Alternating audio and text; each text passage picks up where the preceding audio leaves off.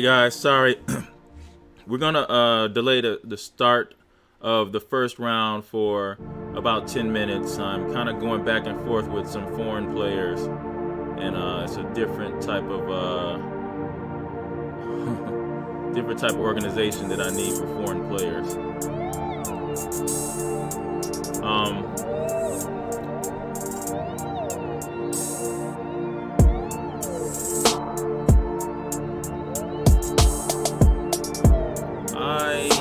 There's a couple players I'm looking for here. We have not reached our total of 50. We have quite a bit under that, so I want to be able to create separate sections, at least for the 700 if I can. But then that would be a round robin for the 700 section. Make sure you guys have your full name on your label there.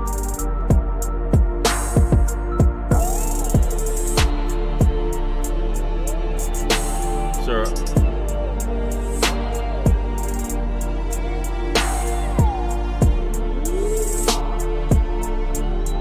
I am Brian Wilson, organizer of the World Chess Online Championship.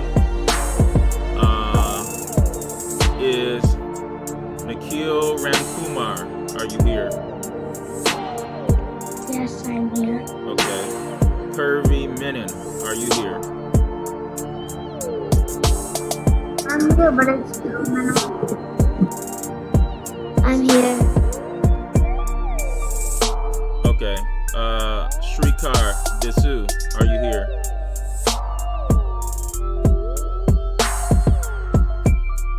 Okay.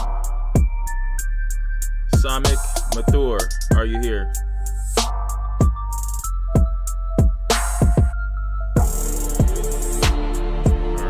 That's two missing from the 700. There's no K3 section tournament link here, Drew Menon. There's a U700, U1300.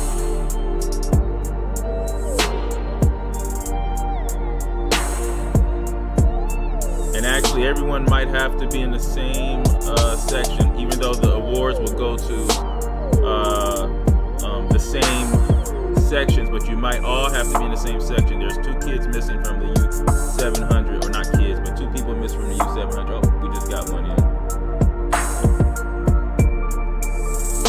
Hey, can you send the tournament link also for Lichess? I haven't seen that in an email or anywhere. Yes, I will send it when it's ready. Okay. The reason why you're not getting it now is because there is not enough for that section. So that means I was waiting to see if I had to create a different tournament for U700, which is where your son is, or U1300.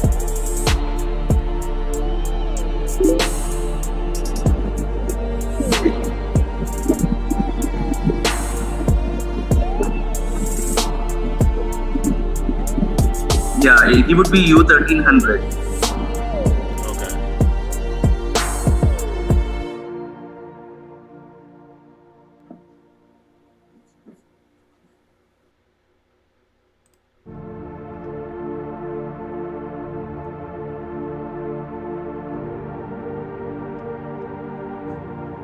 Hi, I'm Corbin Menon. I'm in U700. Okay, just hold on.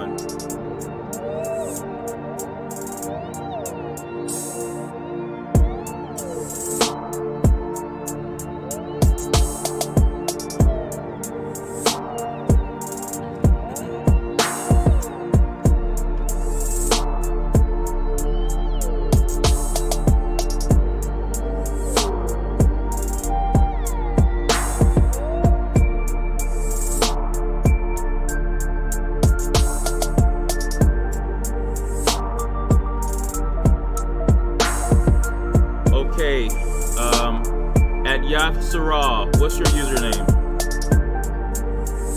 Puzzled Expert. Okay, got it.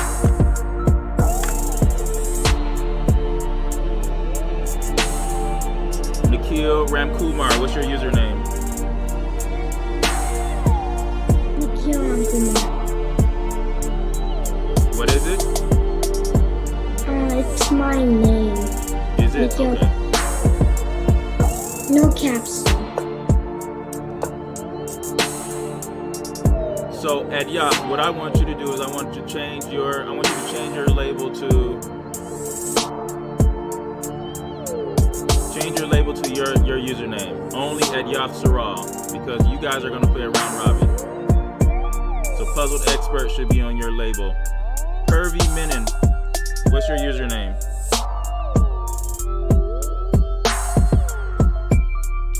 PS Menon. PS Menon 2013. Okay, put that on your name. Change your name to your username, please.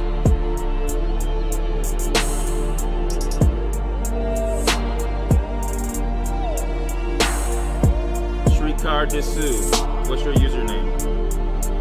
It's just how I wrote. Say that again. My username is just like it's on my. Oh, it's your regular name? Yeah. Okay. But no spaces though.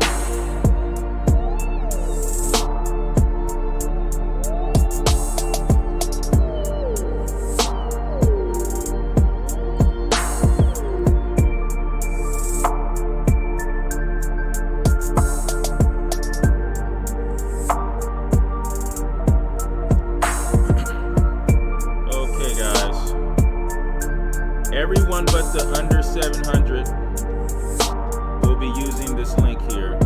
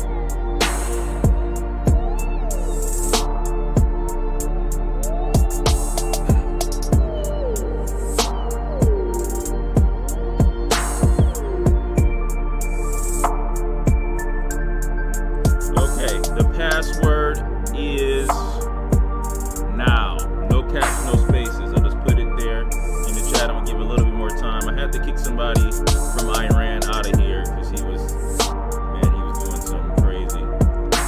Sir, can you please put the tournament link first? We don't know where to go and hit the password. So please send the tournament link first. It's in the chat. Can you see the chat, sir? I'm not seeing the link in the chat. Which chat are you referring to? Zoom chat or Lighters? No, Zoom chat. There's a link. Can't see the No, link. there's no link. Hold on. Let me send it again.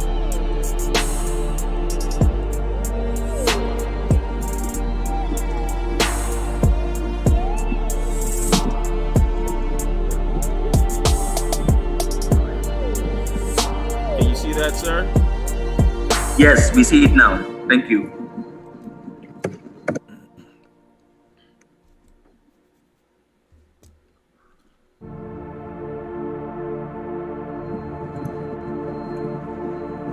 That's for everyone except for the U700.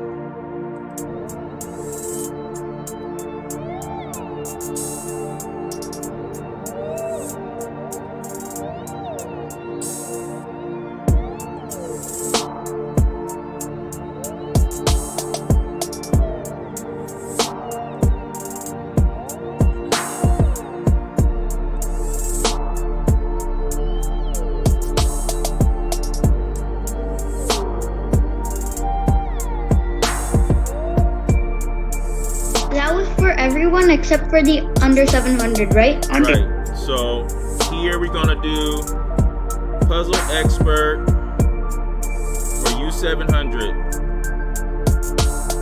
Puzzle Expert will challenge Nikhil.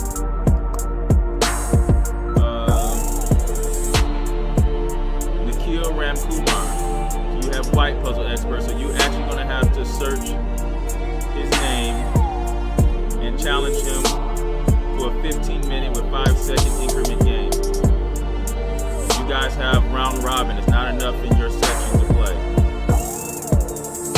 15-minute with this 5-second increment. Right. And you have white challenges. PS Menon will challenge Shrikar Disu. If you don't know how to send a challenge, let me know and I will share my screen.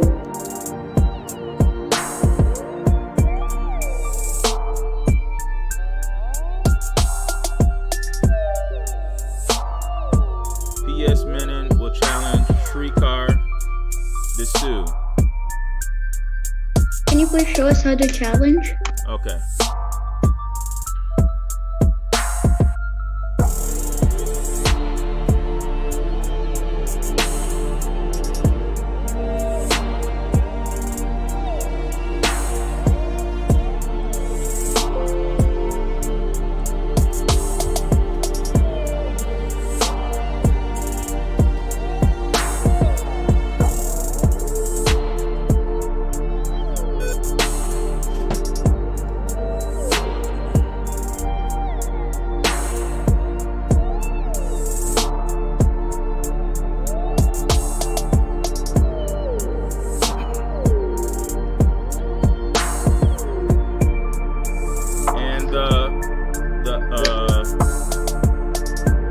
The open section, which includes the under 13 and the under 1800, will be starting in around 4 minutes.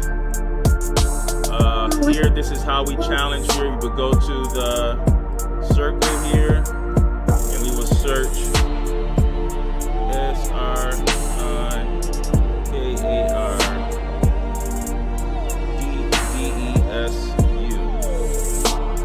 We'll click the name, hit the swords. Excuse me, sir. Once you hit the swords, you will adjust the time to 15 minutes.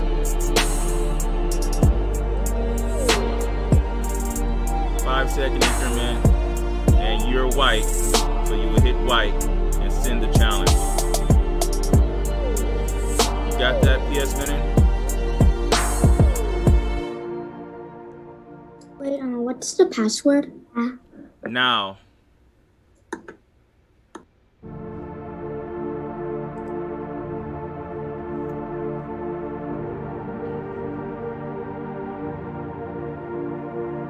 What's the password? Now. N-O-W. No capitals.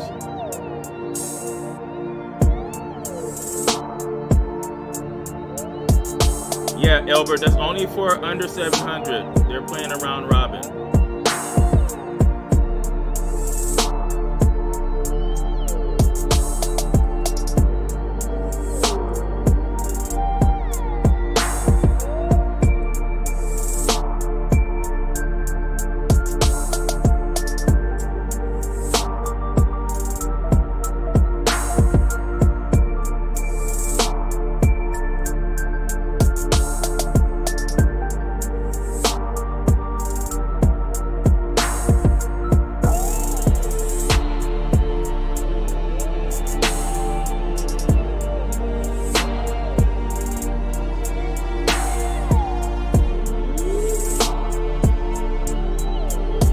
Puzzle expert, did you get your challenge in? I'm still doing it. That's going to Nikhil. It's saying page not found when I do Nikhil Ramkumar. No space or caps. No space. Puzzle expert, no space.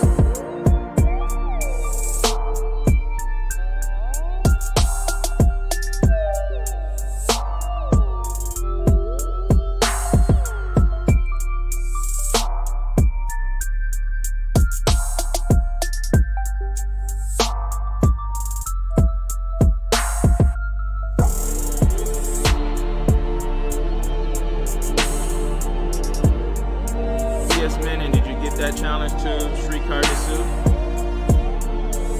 Does it need to be correspondent or real time? No, real time. Real time.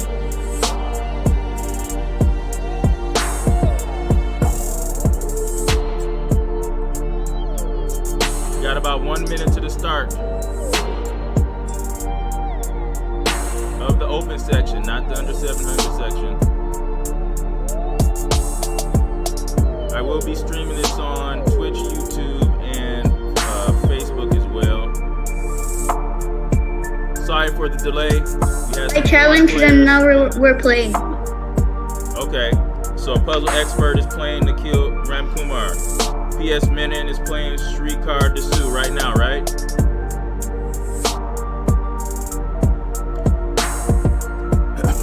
Yeah. All right, guys, there's going to be, since we only have half the players of the 50 players, the prizes are going to be different. I'm going to let you know what the prizes are going to be. There's still going to be a championship belt in that open section, and the U1800 and the U1300. There's a belt. Who will be the one that grabs the belt? Can't wait to see you guys play. You have about, 30 seconds until the start. Good luck.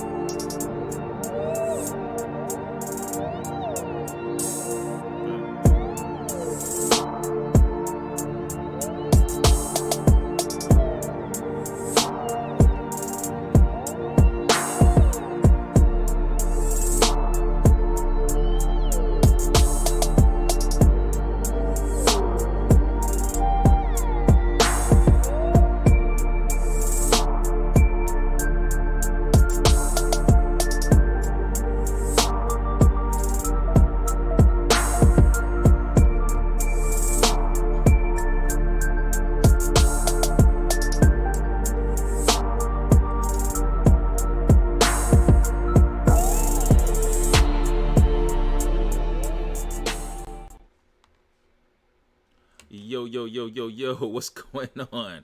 I am the coach, Brian Wilson, leader of the Implodians. It's the World Chess Online tournament for the belt. Whoever wins the belt is the best player in the world, no doubt about it. And we have one open section, but we have a U700 section that's going down right now.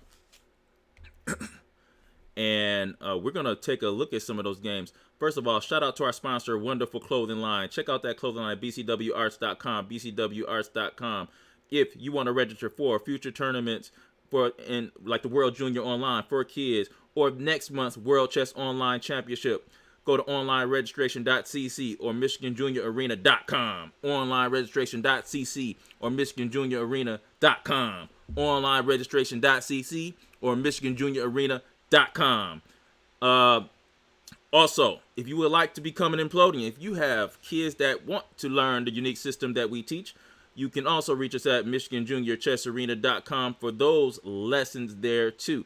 Today we have Grandmaster, former U.S. Championship participant, national champion with the Edward Murrow School, Grandmaster Alexander Lenderman, and YouTube sensation Detroit's own national master, the Jedi, James Canty, is playing in this tournament too.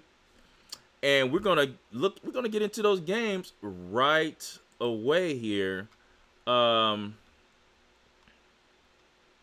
It looks like Lenderman has already won his game here.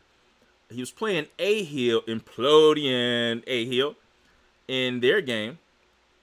And it looks like it was a pretty quick game. Shout out to everybody that's watching us live on YouTube, Facebook, and Twitch.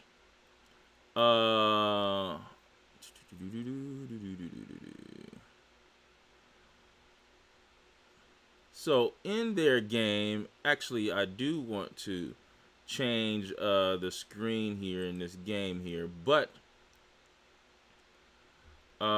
it was a pretty quick game. I would say A-Hill definitely had to move way too fast for this game here.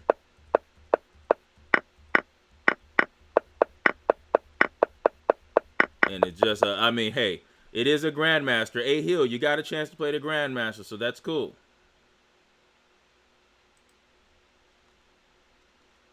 All right, let's go to another game here that's going on. What's going down? GM Canty versus Blue EP Chess here. And it's not looking good for Blue EP Chess either in this position, unfortunately. Guys, we're going to fix this screen here. We don't want all that clutter on the screen. Sorry guys. We don't want the clutter on the screen here. So we're going to fix it. Okay.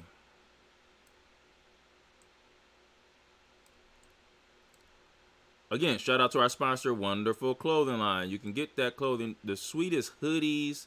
I mean, check that out. It's on bcwarts.com, bcwarts.com. As we see, James Canty just checkmates in his game here.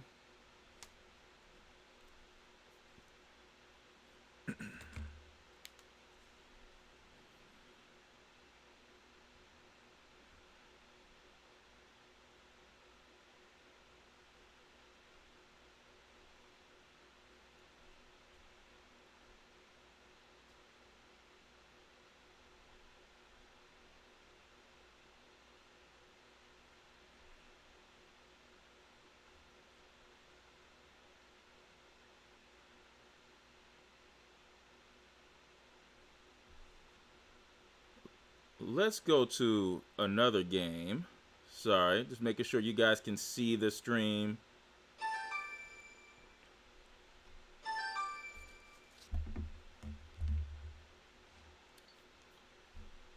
Hello.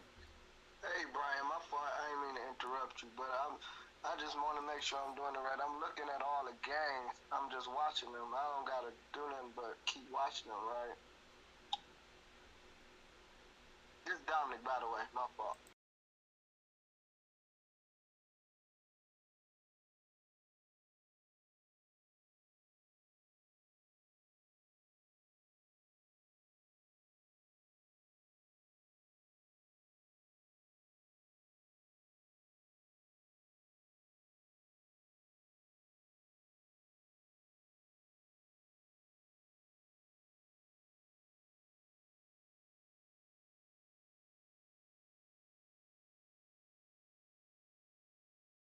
playing or juniors are playing or not.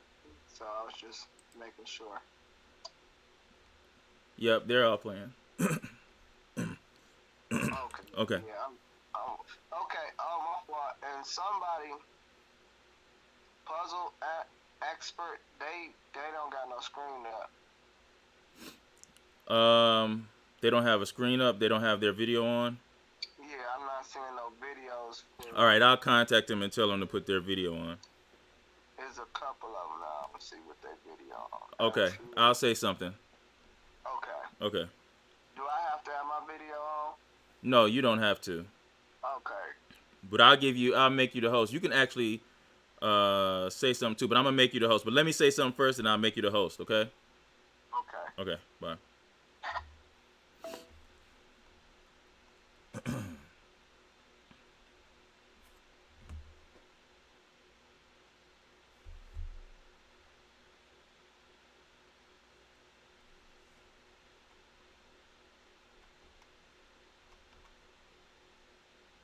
Let's go to another game.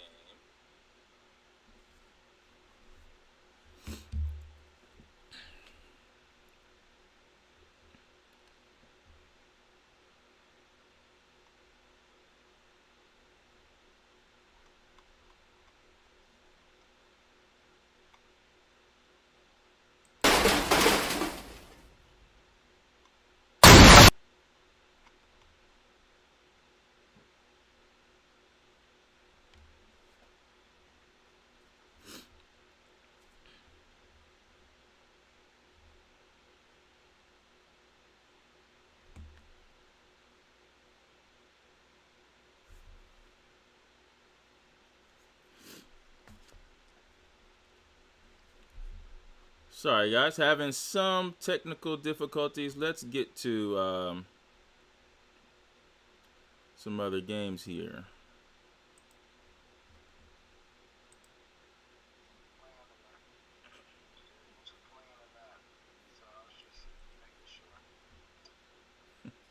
Yep, they're all playing.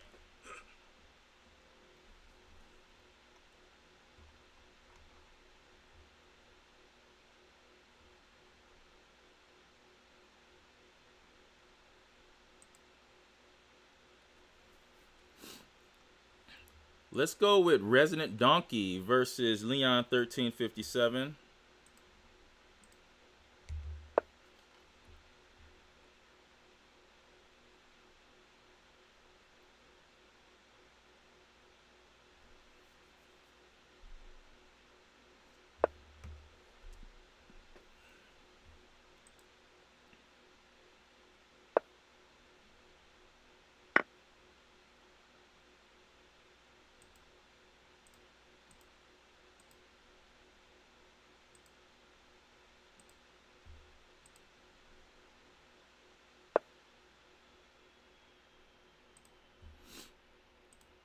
And we're seeing Leon 1357 is hanging in there against his higher rated opponent. Resident Donkey has a time disadvantage. Resident Donkey is up 2 pawns in this position.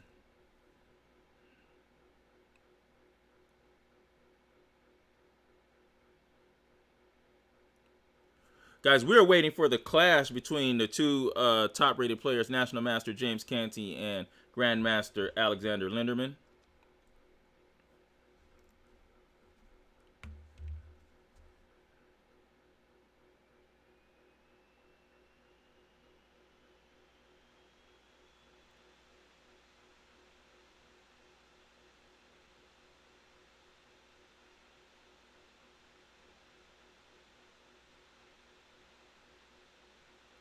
As we see, his plan is to go rook to g3, attacking the g7 knight there.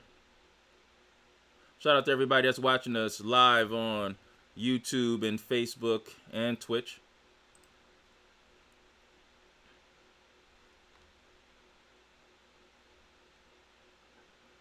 This tournament has Alexander Lenderman, who has just finished his game.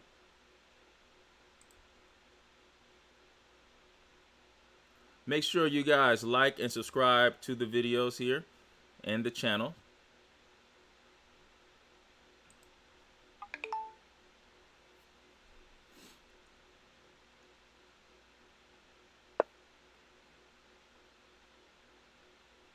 Now that is going to be a pretty devastating move for black. You're looking at the move rook h3.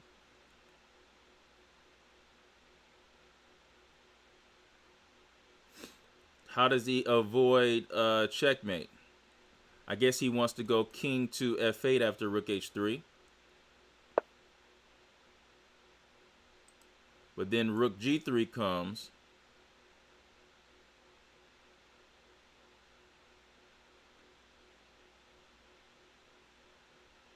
And it just isn't looking good. So Resident Donkey should go on to win that game.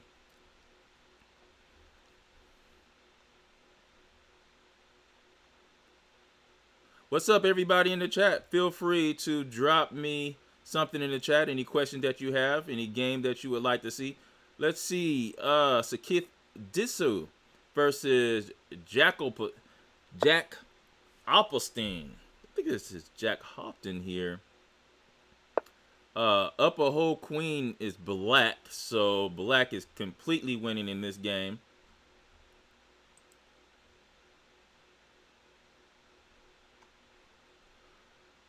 Taste to Pace versus Avenor. As we see, Taste to Pace has a big time advantage here. Humongous time advantage, but is currently down a piece. No, I'm sorry, not down a piece. This position is pretty good for a Taste to Pace, actually. Open file here.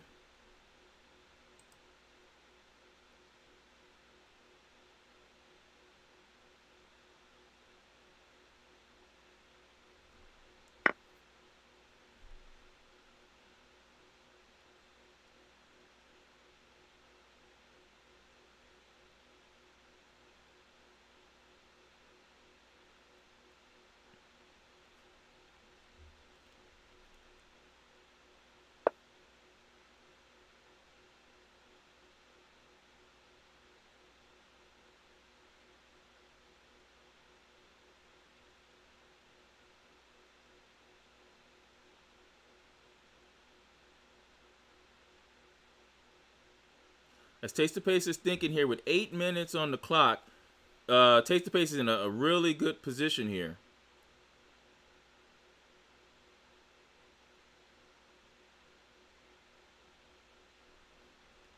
Let's go around the world chess online tournament.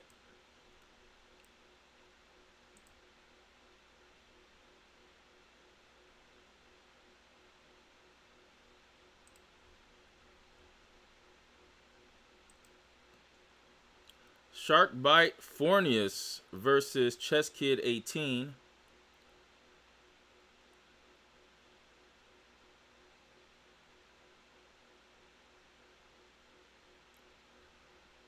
And this is an interesting position. Well, black is up 2 pawns here, so black is definitely winning here, as there's a trade by white.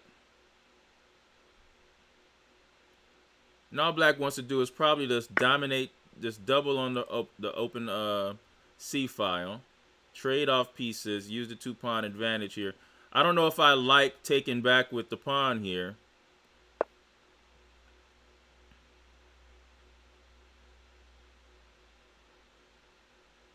Maybe his plan is to play e5 here and then trade the rook off on c2.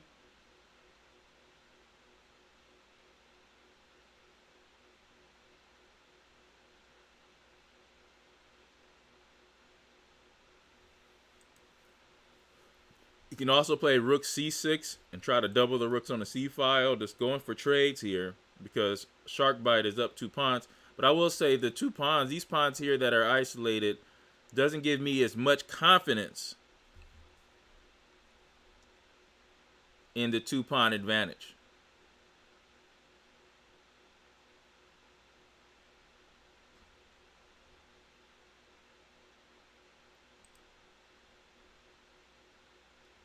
So guys, really the only good game here is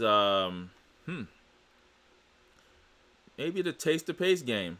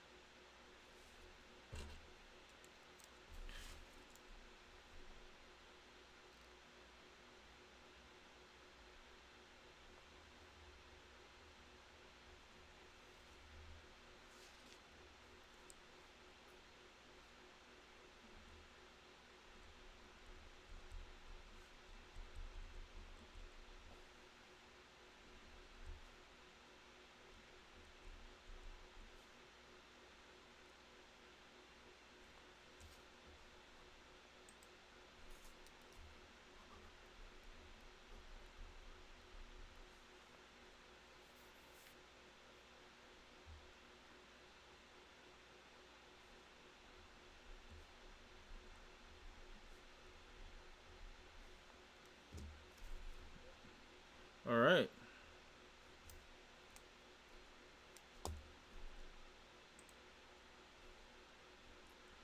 Taste the pace is thinking here. Avenor only has 47 seconds here. This can't be good for Avenor.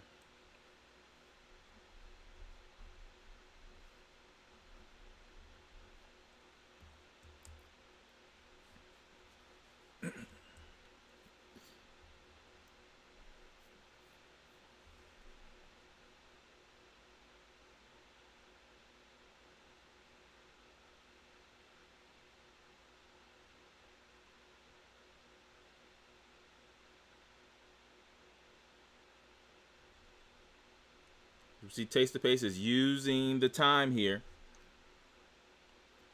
This is the World Chess Online tournament here, featuring Alexander Lenderman. We're watching the last 3 games of round 1.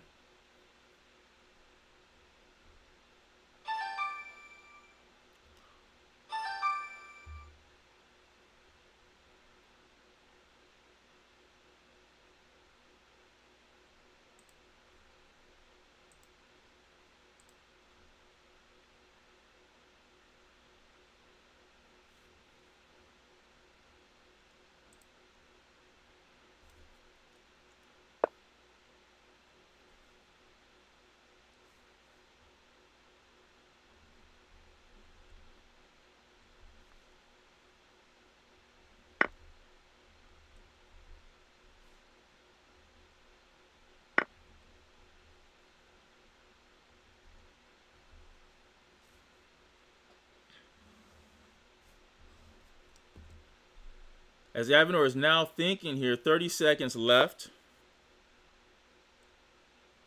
And now we have this weak C7 pawn here.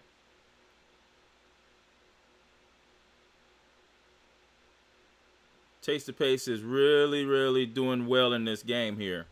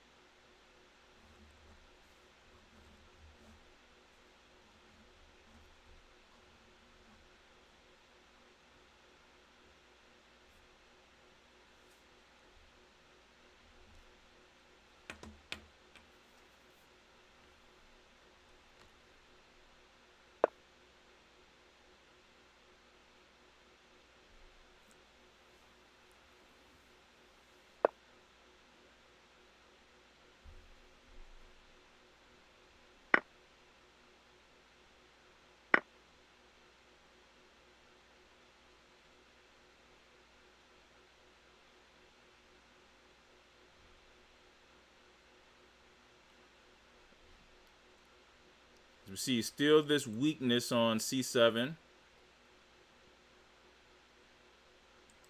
But there is a 5-second increment, so even though Avenue is down by a lot of time, he doesn't have to panic here at all.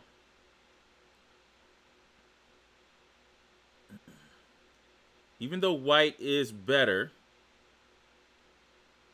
white is not winning here. And there should be adequate amount of defense if he's able to play that. As we see the move G4 here, that's something to think about. Looks like white would like to open up the H file.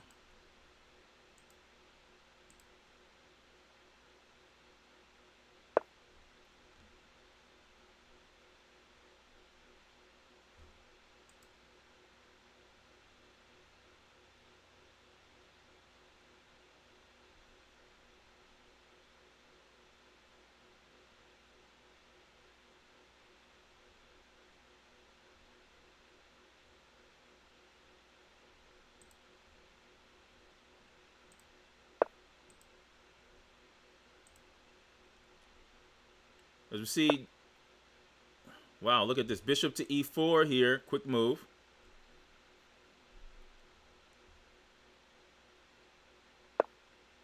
F3, of course, attacking the bishop here.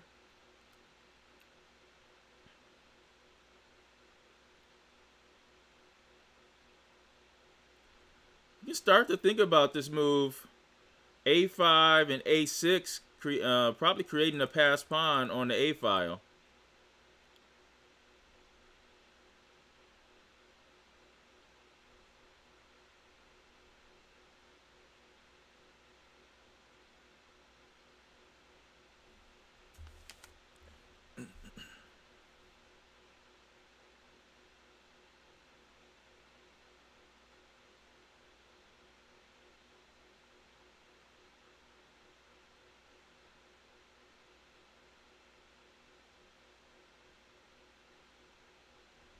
As Taste the Pace is now thinking going below 1 minute.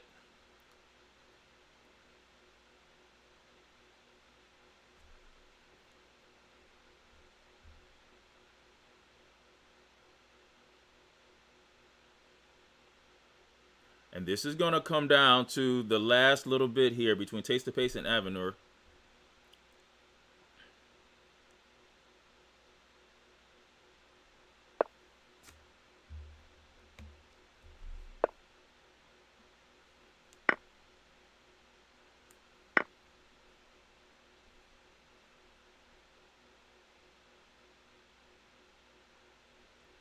Offering a trade of queens here. Oh, and there was a blunder. Oh no, big time blunder there by Taste the Pace.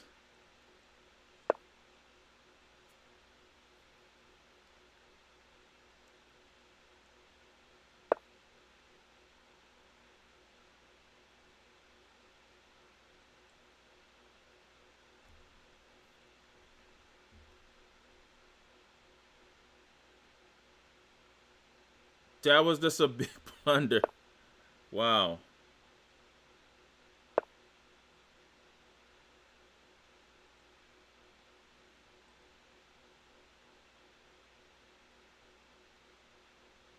And Taste the Pace has to be very disappointed in that. He's still playing, though.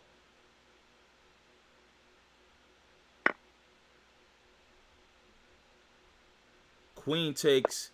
That's gonna hurt. Queen takes E3. Hit the bishop there.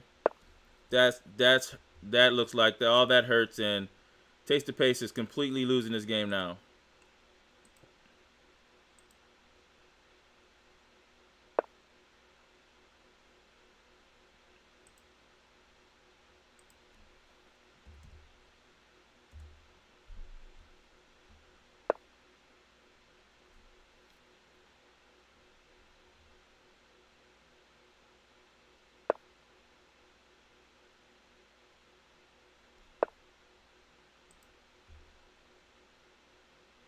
And Taste the Pace is still moving here, but I do not see. There's nothing. I don't think nothing he could do here.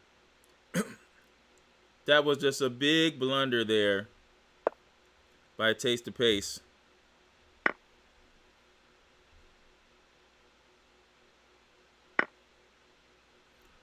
Avenor has checkmate here. Queen to e1. He's missing the checkmate here. He just focused on getting another queen, but I mean, checkmate is checkmate. That's how you win the game, not who has more.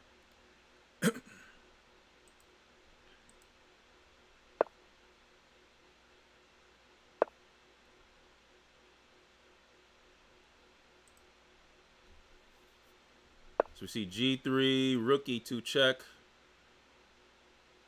Going to be forced to king f1 and king e1. There's checkmate here, and then there's the game here. And I think that is our... Oh, no, we have one more game here. Sharkbite. Fornius versus Chess Kid 18. Oh, that looks like the game there, too. And I think that should do it. And it does do it.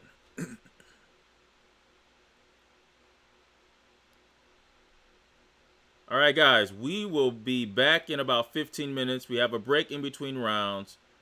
We'll be right back.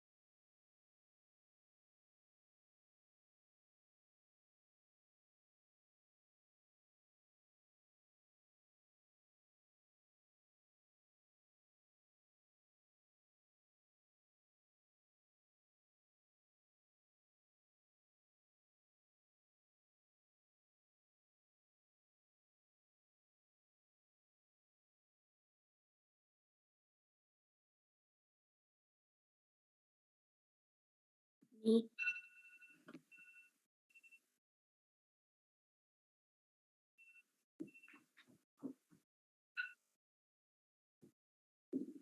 Can you please repeat that?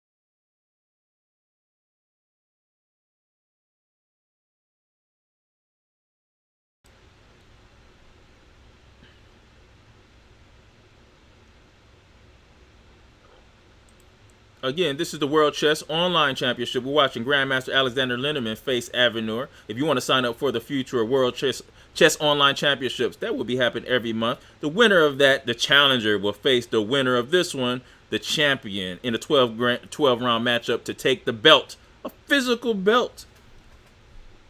You can sign up for that at Michigan Junior Chess Arena. .com or online registration.cc. Michigan Junior Chess Arena.com, online registration.cc. Shout out to our sponsor, wonderful clothing line. Check out the new logos there. bcwarts.com is where you can find that clothing line there. Wonderful clothing line ran by a University of Michigan fashion and art design student. I am the coach, Brian Wilson. I am the Implodian, putting together this tournament, World Chess Online, for the world. Whoever wins this is the best player in the world because we have a belt and the other players do not.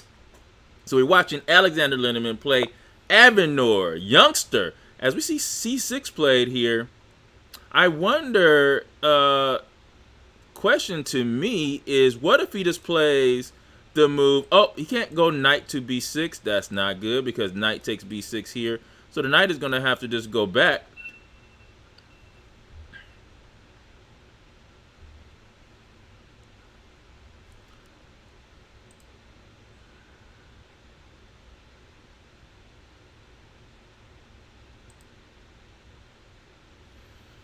And he's going to have to play knight to c3 probably. I mean, where else could he go? He couldn't go anywhere else. He's definitely thinking about it. Maybe he's thinking about knight takes f6, but then knight takes f6 covers the bishop on d6. He's trying to figure out a good discovery, but there's no good discovery here. He could try the move knight. He could try knight f4. That actually might make some sense here. Knight f4... Oh, but then there's pawn takes f4. You don't want to do that. No, that would be bad too. So great move by the Grandmaster Alexander Lenderman, putting some problems on the board for a lower rated player here. The best move is just to retreat. Now you can ask for a better position against the Grandmaster. Of course, Lenderman has a pair of bishops and he's happy about that. But limited pieces on the board. White is okay in this position. Can't be worse.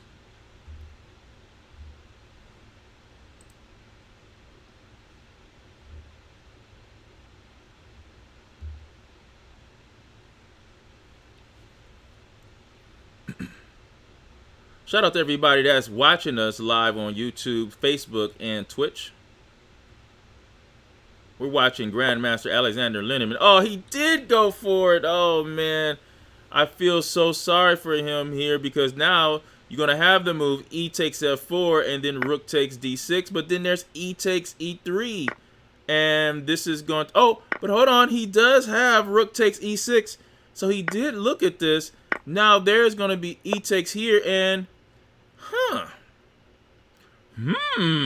Hold on. Hold on here.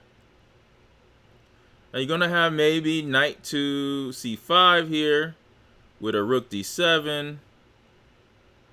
I mean, rook e7. There's rook d7.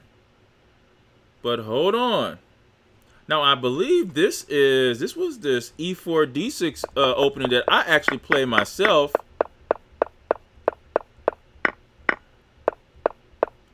And Lenderman decided, hey, I'm just going to go to the end game against a young fella. And play from there.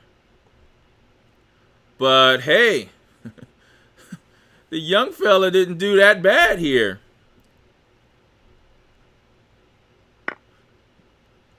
No more bishop pair. We see king c7.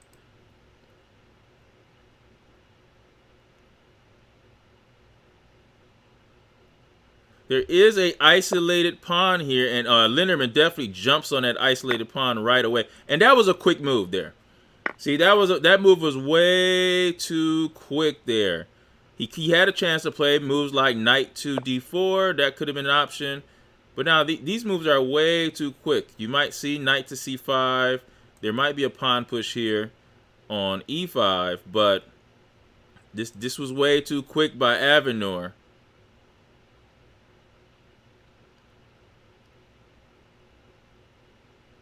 All right, we're gonna go to another game. Let's go around the world chess online, and let's see here. Let's go to. All right, let's refresh this here. Let's get it. Let's get it going. Let's get it popping. Let's get it popping here. GM Canty versus CPR Chess.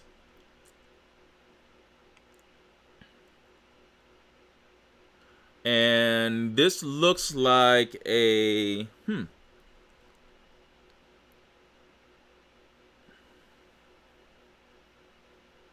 don't know. This opening looks like it started as a C3 Sicilian, maybe. But something is off here. So let's see what happened here. Ah, okay. It was a bishop opening. Oh man, that went into like a fried liver type of a setup here.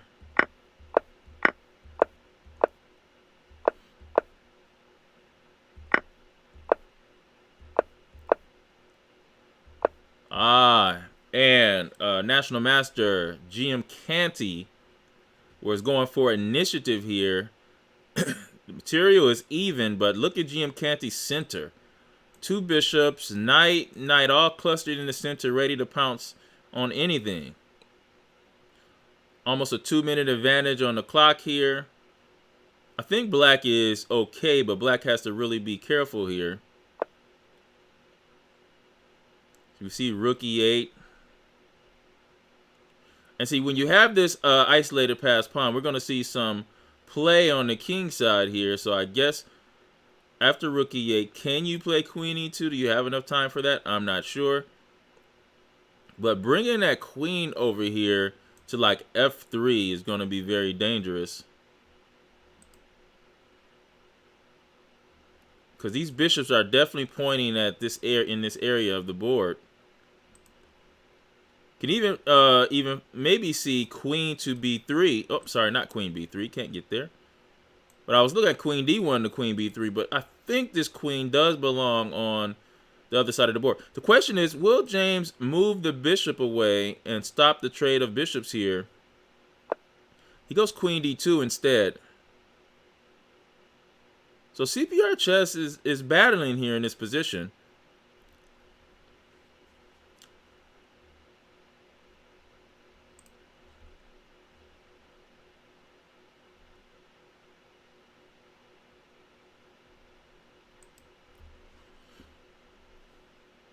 Okay, let's go around the world here.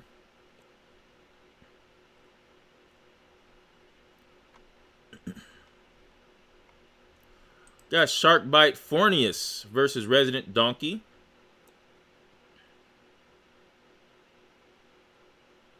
Sharkbite Fornius has 10 minutes. Resident Donkey has 9 minutes and 27 seconds on the clock.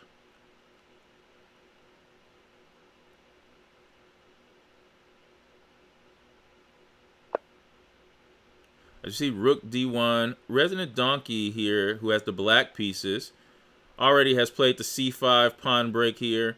But white has a great position, especially with this bishop on b2 ready to take over this diagonal. Only thing I am concerned about is this knight on a3 now. This actually looks like a... Oh, this really looks like a Slav defense position. Let's see. What is it?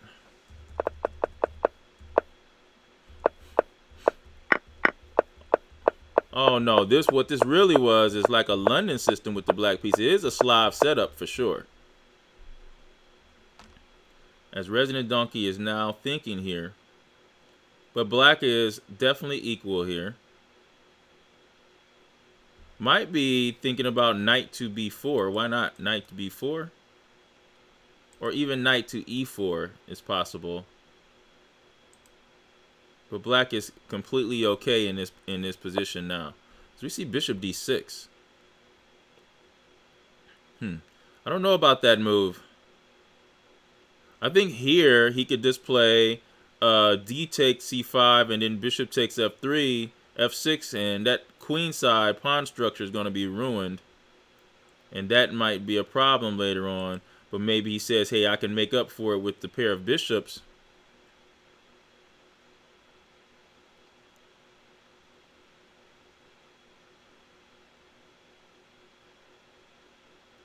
Actually, it might even be more drastic than that, because even after the capture here, as he goes knight to c2, there was also a play to play e4 and then e5, and so there was something there for white there.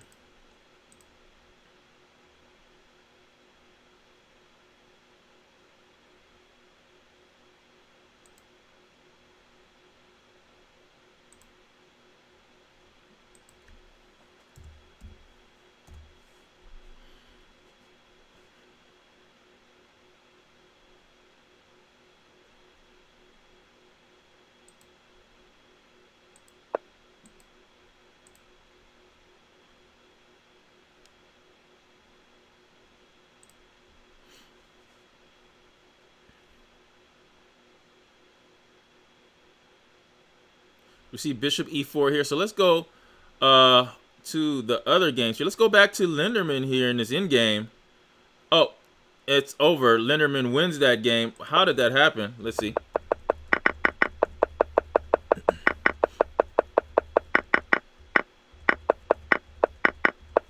Pressure on this isolated pawn here. Oh, what is that? That was a big mistake there.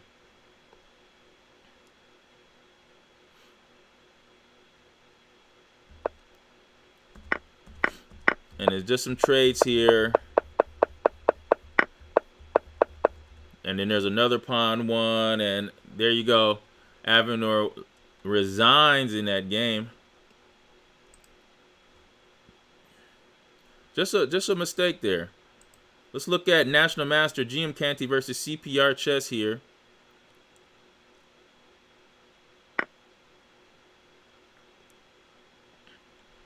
As we see, both have even material. The king here for CPR Chess is not good at all.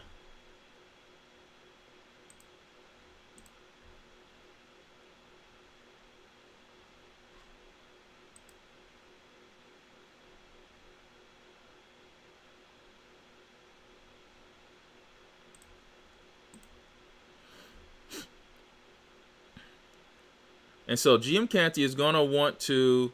Oh, maybe he can even play queen to... No, that doesn't look good. I'm sorry, because queen to d3, you're getting hit with bishop f5. Oh, wait a minute. No, I don't know about that. So queen d3, bishop f5, and then queen swings to g3. Check. And that way, if you play bishop g6, you take on g6. That's not good. You can't play queen g5. That's not good. Whoa, that looks like the move there. But then there is a knight e2 move. There was a knight e2 move too that gets out of that, so it doesn't quite work. As we see bishop to e3.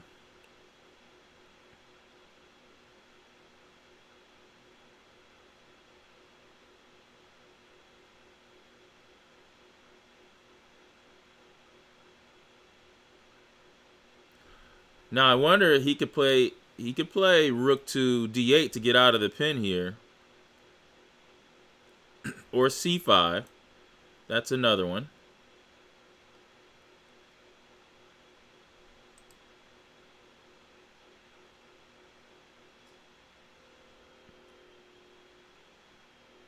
As CPR Chess has 5 minutes left to GM Canty's 9 minutes and 19 seconds. Now, everybody expecting our two top players will be GM Canty and Alexander Lenderman, Grandmaster. And that is the expected matchup for the World Chess Online belt here, as he plays bishop to h3.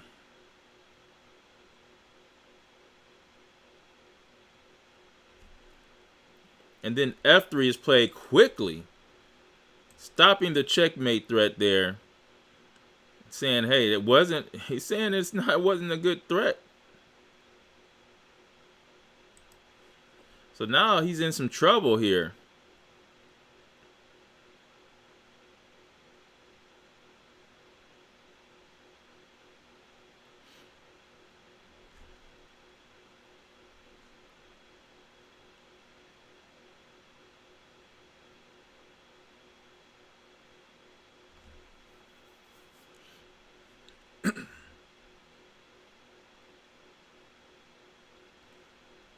And CPR chess is going to have to watch it here. I wonder if he could play bishop takes g2. Would that do anything?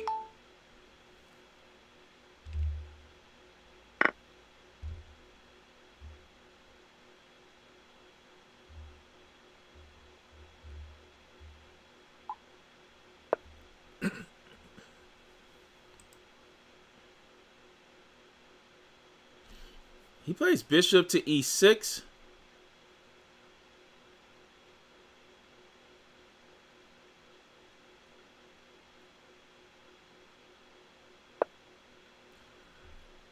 Whoa.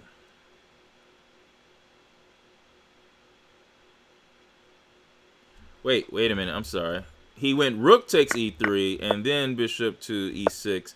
And then there's bishop to e4.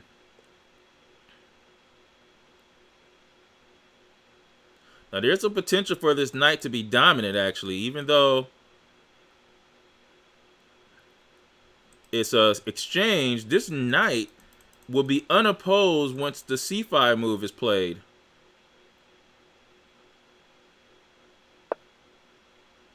As we see queen to e5. And this is not so easy for GM Canty here. I know the king is open, but this knight... This knight on d4 is going to be a strong piece. So GM Canty has to be very accurate. The threat is f5 here.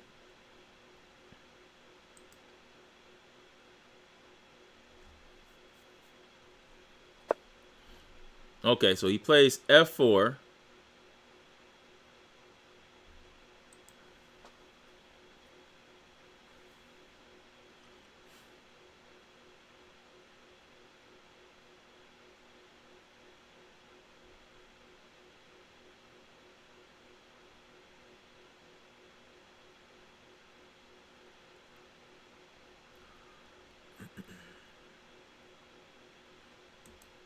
See, I don't know. I would guess here queen to d6, because he would want to play c5 to anchor this knight on d4.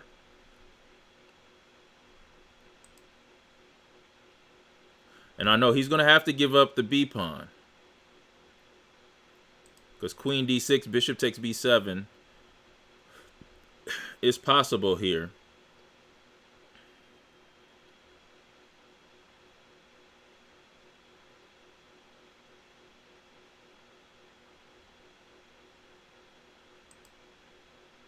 As CPR Chess has 2 minutes left on the clock.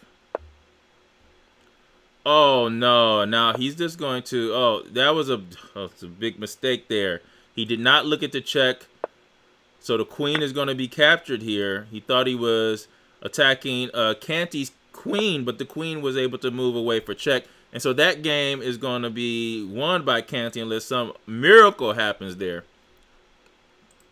which is highly unlikely. Shout out to everybody that's watching us here live on YouTube, Facebook, and Twitch.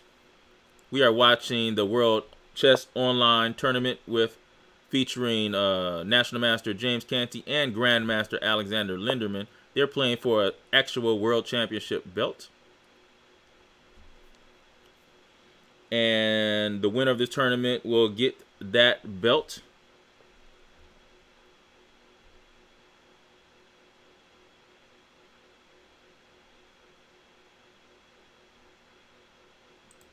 And we're going to go to... so that game is now over.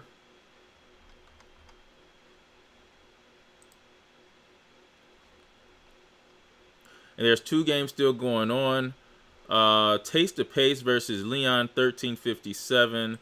This game looks like it's in the bag for, definitely in the bag for Leon 1357. The funny thing about this matchup is that they have played each other 2 times, and Taste of Pace has won both of those meetings.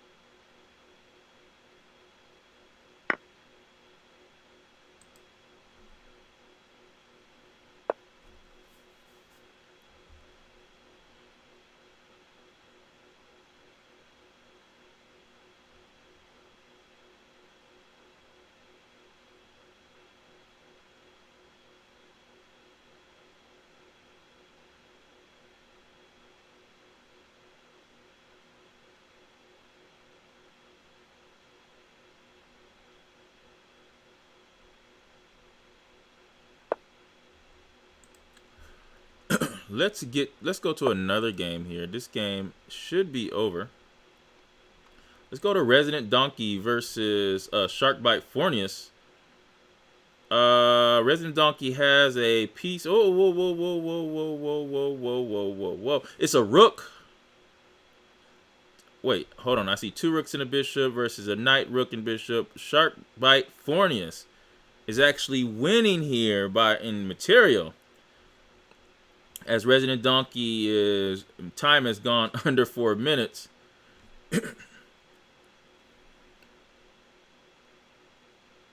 Also, Sharkbite Fornius is up a pawn as well.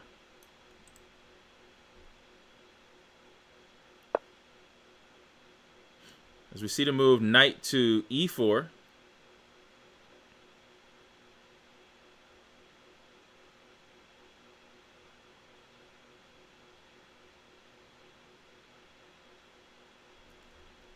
Looks like Black's plan is to use the best combination when attacking the king is the queen and the knight. So I'm going to expect to see queen f5, queen f6, and making it very difficult around a white's king.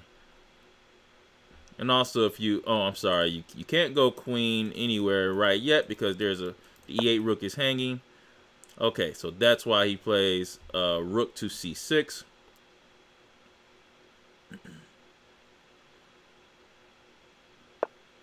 And oh, and now the c6 rook blocks the attack on the rook on e8.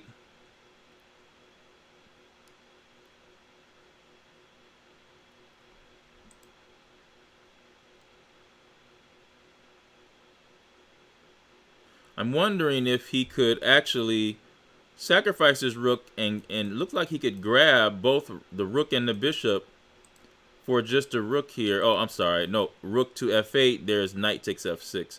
So not good.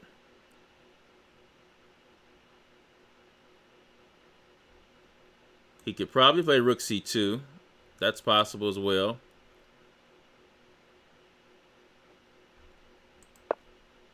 He did play rook c2.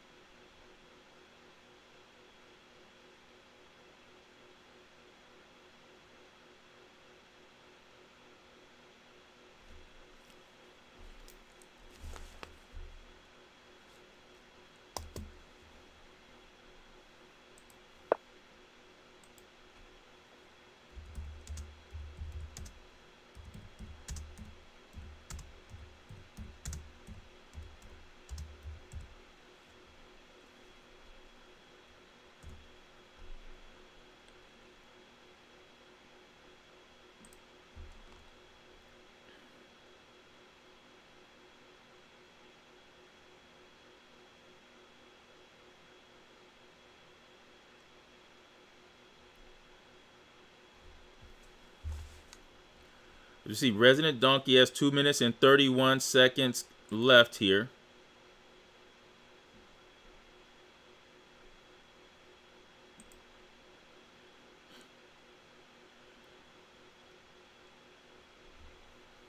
There's a pin on the e5 pawn.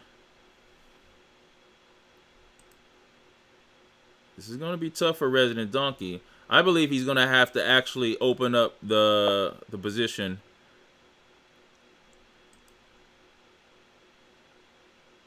He goes queen to h5.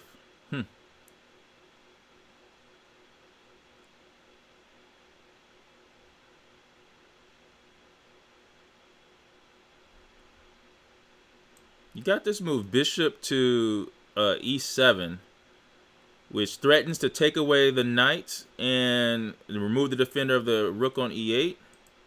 Also, if rook takes e7, you have rook to... Oops. No. Oh, yes, you do. You have rook to d8 check, which double attacks the bishop.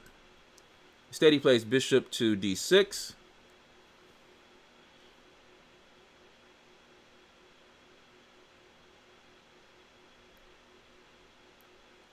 You have to watch it here because I think he could play the move rook to... Yeah, rook to d8, which double attacks the bishop here. And if the bishop takes, you have rook takes d1 check.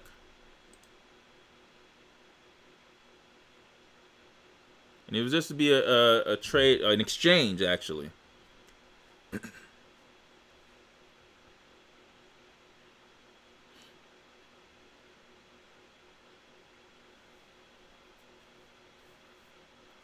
That's going to be a tough one here. Rook d8 could be the move.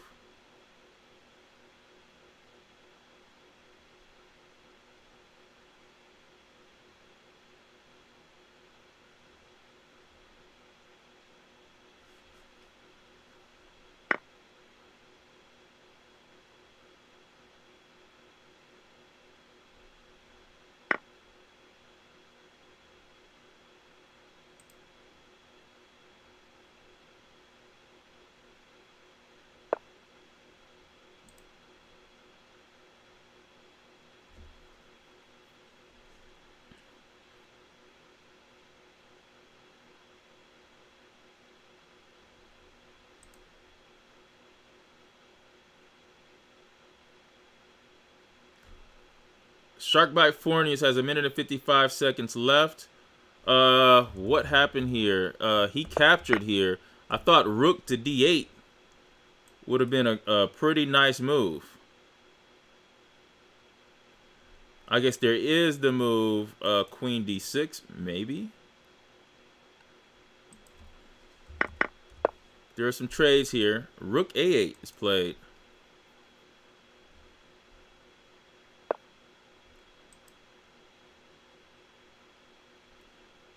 Probably going back to rook to d8 here.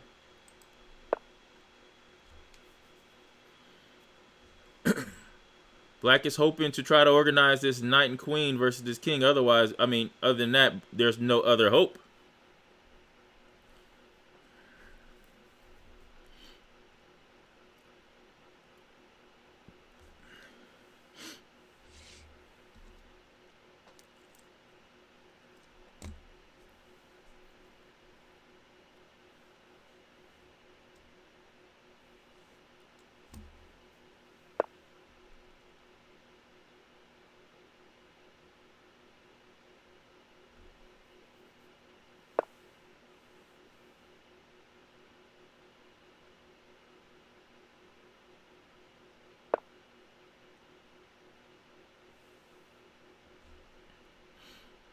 And look at the white triple the pieces on the file, trying to force a trade here.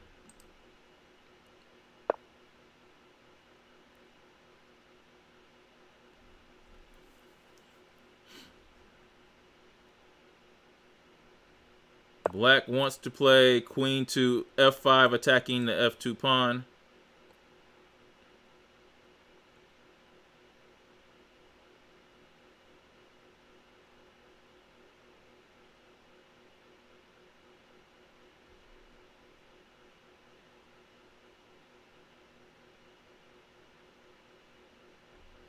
Maybe to move queen f5 here. Oh, he wants to protect the f2 pawn. It's going to be tough here. Queen to g6. It's going to be a tough one. You see rook to d7, just holding everything together.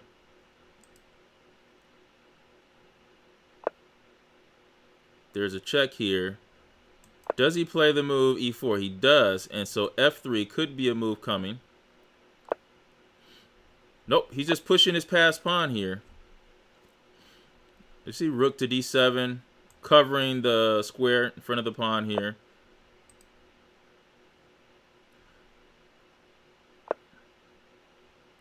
Wow, rook to g5, pretty decent move by black.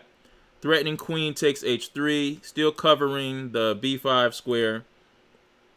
This is going to take some blood from Sharkbite Fornius right here. That's going to take some blood. It defends and it attacks at the same time. Excellent move. And he actually, what is he doing? Queen takes h3. And are we looking at something that's not there? Queen takes h3 is a big problem.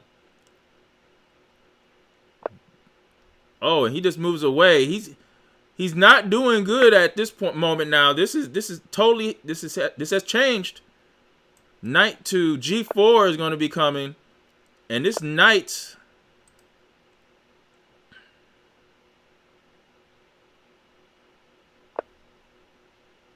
So I don't agree with that move here. I thought he could have went knight to g4.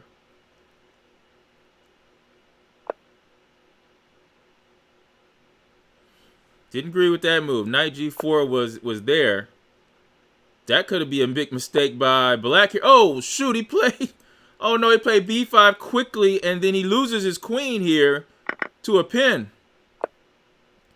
And now he's just blundering everywhere now. Oh, my goodness. Oh, man. Sharkbite Fornius had the win here, but just missed a move, a key move. Moved a little too fast there. And then there goes the passed pawn. That was his only hope of any counterplay. Check first, of course. Queen to e1. Check here too. Yep. And then check, take the last pawn here. And this is going to be a winning game for Resident Donkey, who that was an upset in the making. That was a big time upset coming. Sharkbite Fornius is kicking himself on this one.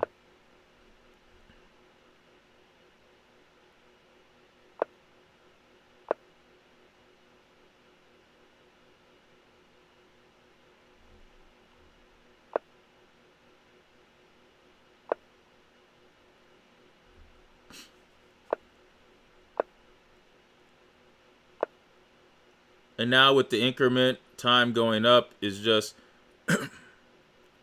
there's pretty much no hope here.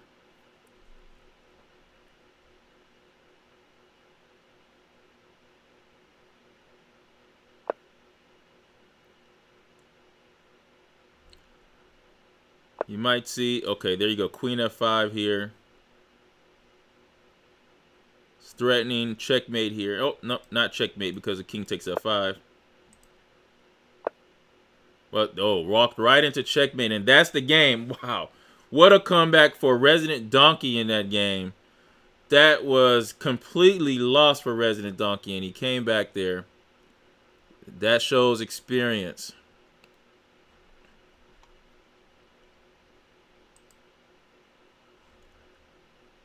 Okay, guys, that ends the second round. We'll be back in about 12 minutes for the third round. See you soon.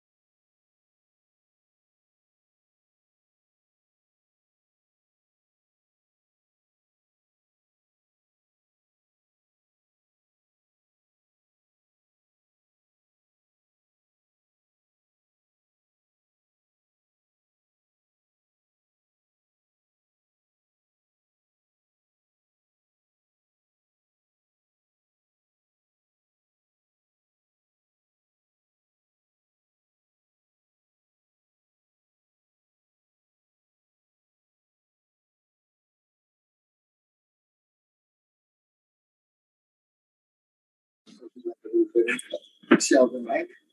So we get back in, we sit back in here. About so far, so sweet. The towels and stuff in there. All time.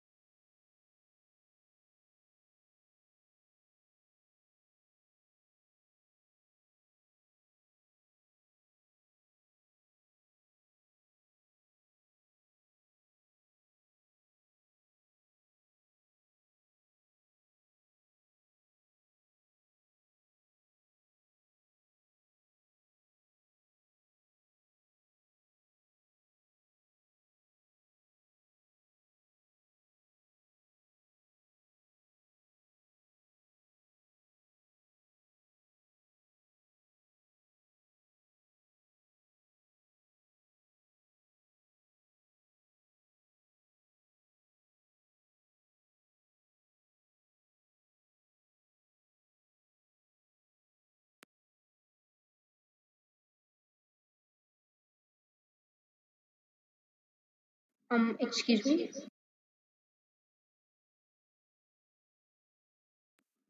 How many people are in the U700?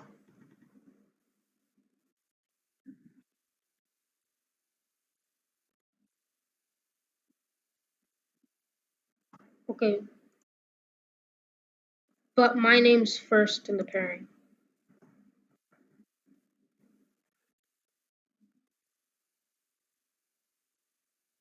No, I didn't just get here. I already played 2 rounds and won.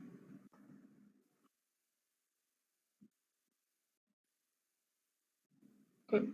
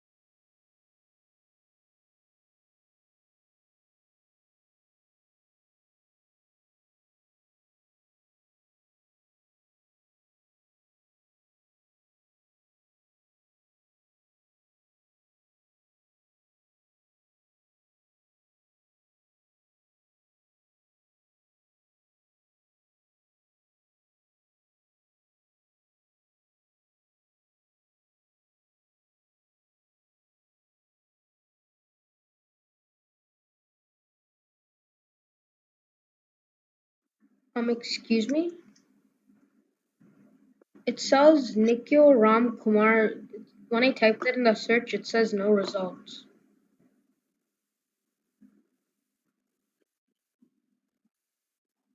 Yeah, I didn't put any space. It just says no results. Is there an H after the K?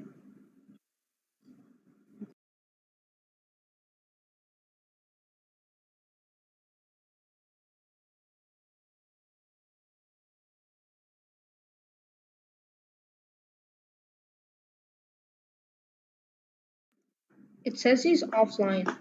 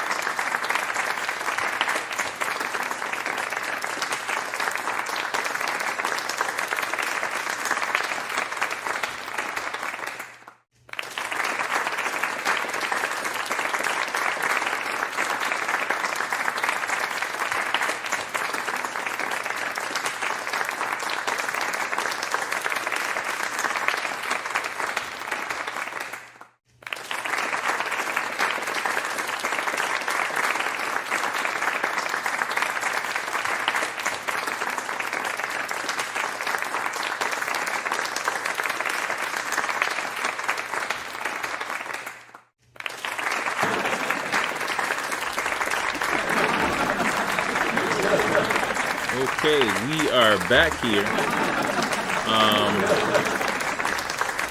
We're getting ready for this is the third round of the World Chess Online tournament. We have Grandmaster Alexander Lenderman playing in this tournament here. What happened here? Did he win already? He was playing Jack Opelstein and he won already, man. This was crazy here. Started as a Catalan type of a structure here.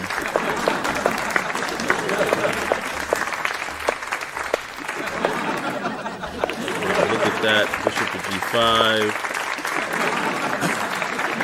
There's rook to d1 here. And check here. Oh man, this is just, ouch. Oh, this is, and then checkmate with knight to d6. In Grandmaster style, wins that game pretty quickly over a player that has a 2,000 Lee chess rating. You have just played a Grandmaster for the first time in a rated tournament. This is online rated. United States Chess Federation online rated tournament. That was a quick win there. Now Mr. Alexander Lenderman, Grandmaster Lenderman, gets to get some rest after that quick one. Our next top game is Resident Donkey, who has white versus National Master GM Canty, YouTube sensation. Check him out. GM Canty everywhere on YouTube and Twitch. Chess.com. He's really well known for his Chess.com commentary. So please check GM Canty out. All you do, I mean, if you don't know him already, now you know. If you don't know, now you know. Detroit's very own James Canty III, National Master, playing here with the black pieces. Even material, isolated pawn position. Resident Donkey, I would say white is better in this position for sure.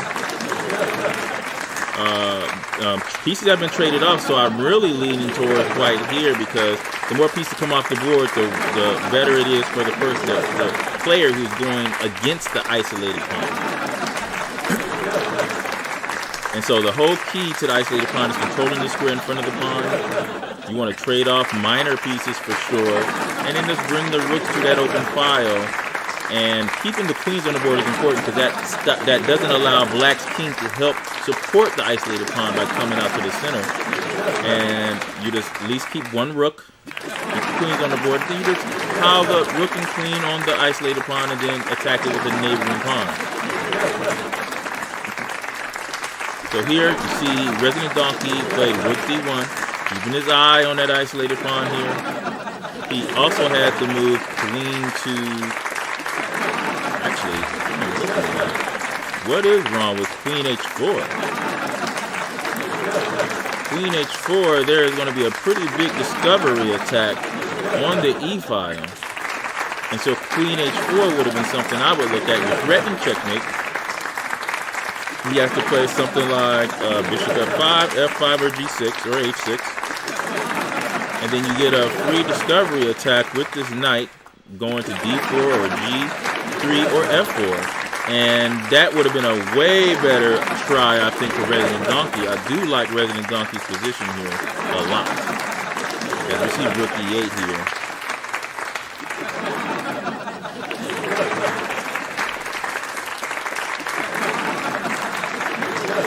As Resident Donkey is thinking here, 4 minutes.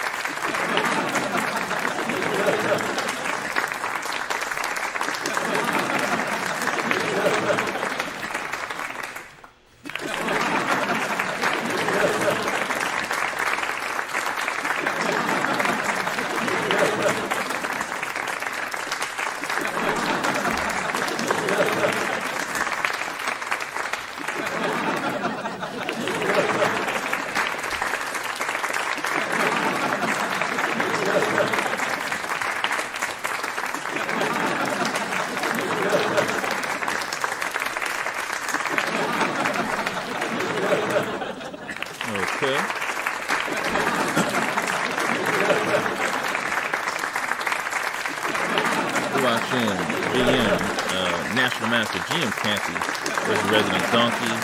I like Resident Donkey's position here. This isolated pawn position is good for white here. There's only two pieces, minor pieces on the board at this moment. I like this position for Resident Donkey. It's going to be some trouble here for GM Canty to convert this. I'm thinking maybe he's thinking about going knight to c4, because if b3, then you're going to have a pawn here on c3 that could be a target for the rooks on the c5.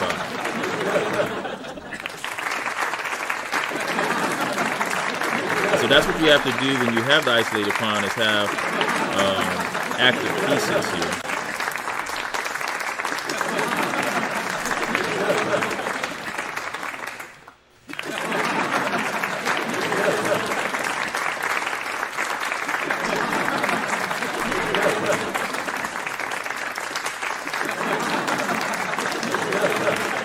And you see rook c8 here.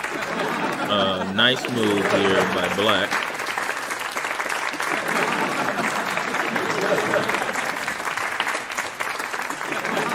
Maybe we see bishop to b3, target the pawn on d5 right away.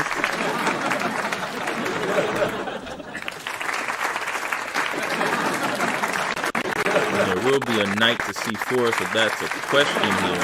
As we see bishop to b3, knight c4 is going to come here, targeting a b2 pawn. And the b2 pawn is awkward to guard. Rook b1 is a hard move to make because you have bishop f5. There's knight to c4. He might have to just trade this here, and now it'll be a whole different situation. But then there's going to be a strong knight on d4 now, and this knight is so much better than the bishop on e6. GM Canty is in some trouble here in this game.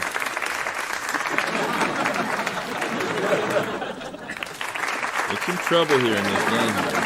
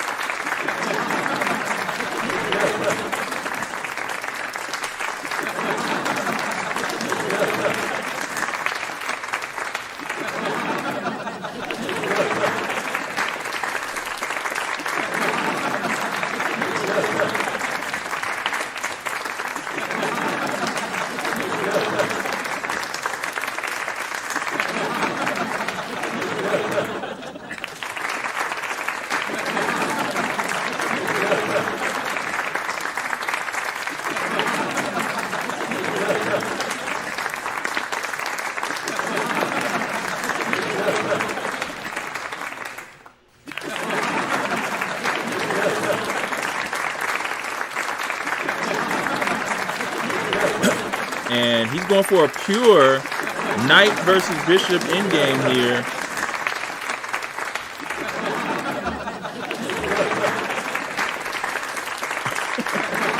Wow, Resident Donkey, you couldn't ask for a better position than this, actually. You could not ask for a better position than this. This knight is so much more dominant than the bishop. But then again, is that enough for a win? I'm not certain of that. These pawns being on the same color as the bishop doesn't help either. I would much rather be white here. We'll come back to this game here. Shout out to everybody that's watching us live on Facebook, YouTube, and Twitch.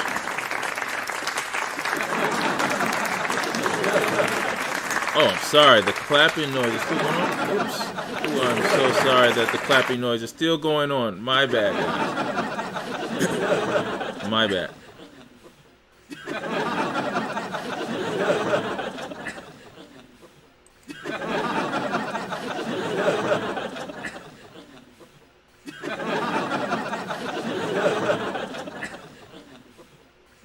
I would much rather be white here in this position.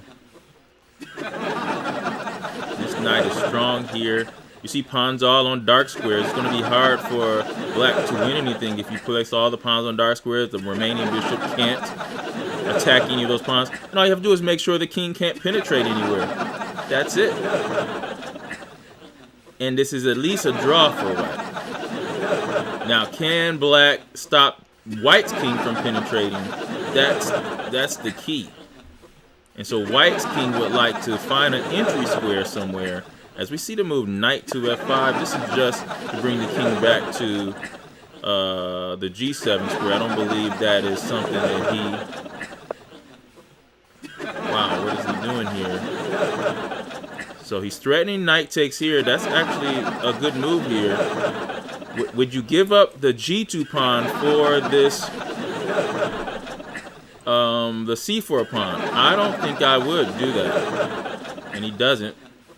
Gonna see bishop to d5, or maybe b5.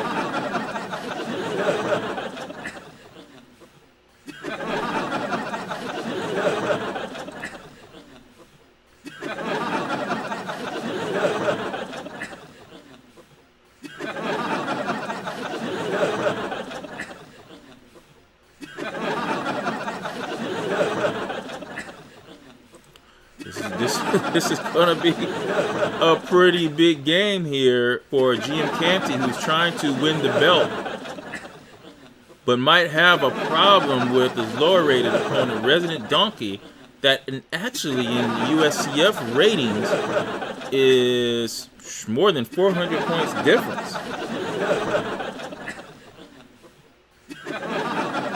Just 300 in lead chess here.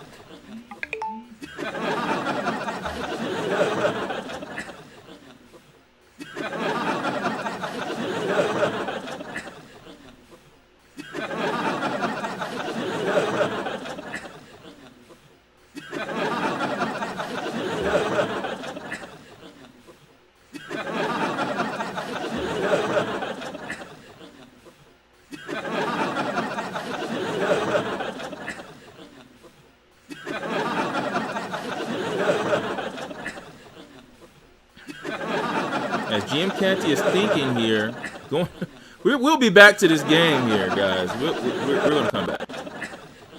We're going to come back.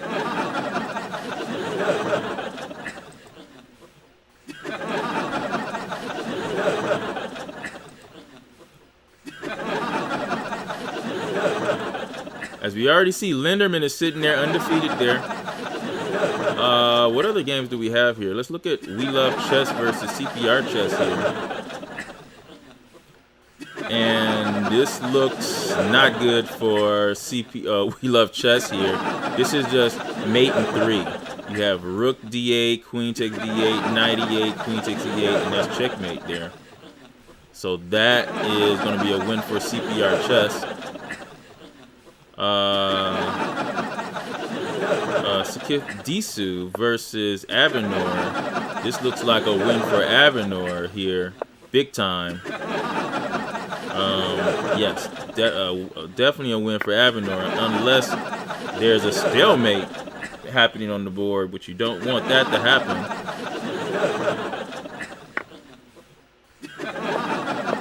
Definitely looks like a clear win for Avenor here, so we'll go to another game.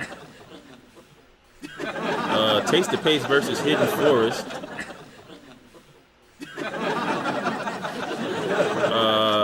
This game is very interesting here.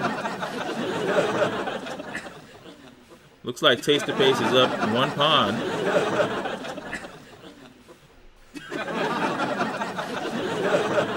And both have around the same amount of time.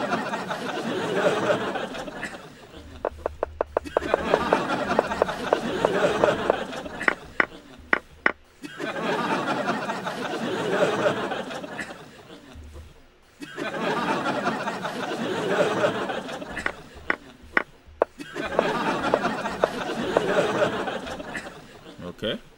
And that's where we are right now. Both these players have played each other 4 times. They're tied 2-2 in their matchup.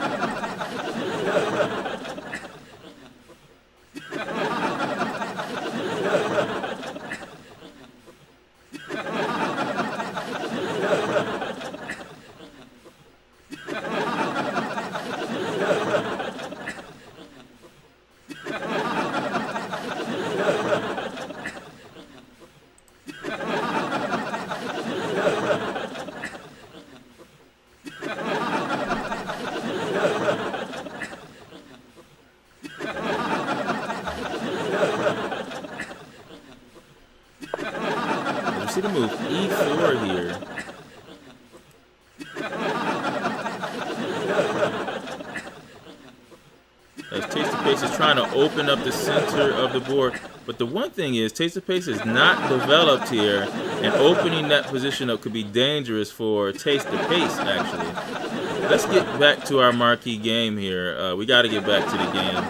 GM Canty versus Resident Donkey. You see, GM Canty had to take a lot of time on his clock here, trying to figure this out. But you know, Resident Donkey just wants to go, and this is just so much better for White. He just wants to go here, right into this hole here in B6. That's where he wants to go.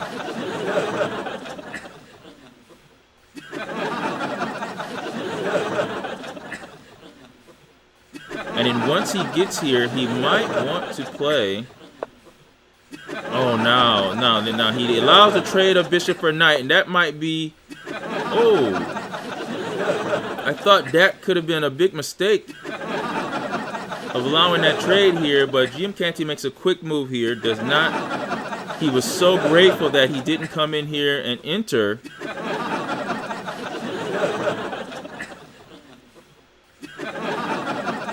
Now I don't know what's happening after this here. I think Black can hold this game after this move, right? He has to think about it. So if we go bishop takes e4, king takes e4, and then king to e6. Who's going to be the first to move here? It doesn't matter, is it? It doesn't matter. Black should be able to draw this game at this point.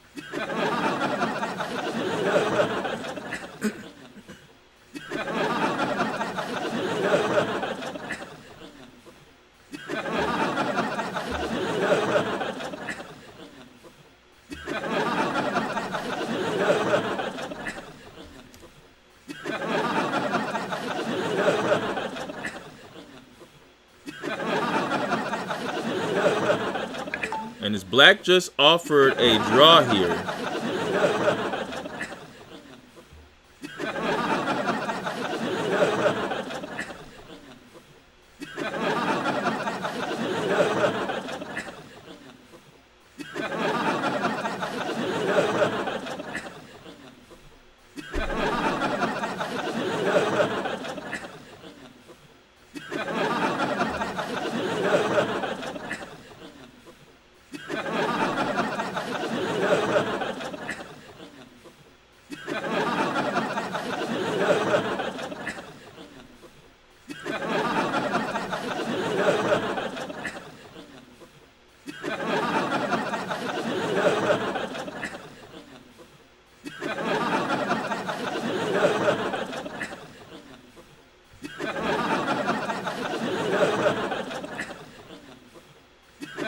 Resident Donkey is trying to get a feel for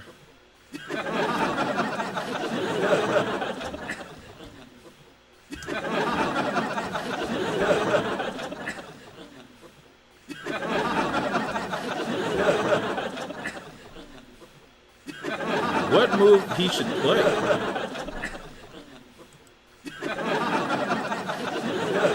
What's going on, Ellers the Berserker? This is the World Chess Online Tournament, bro.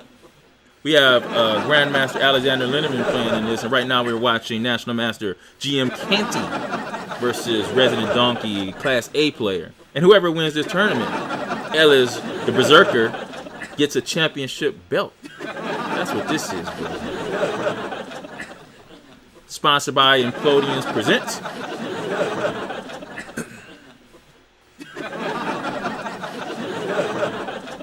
And if you want to know more details about the World Chess Online Tournament, you can go to MichiganJuniorChessArena.com. Check it out.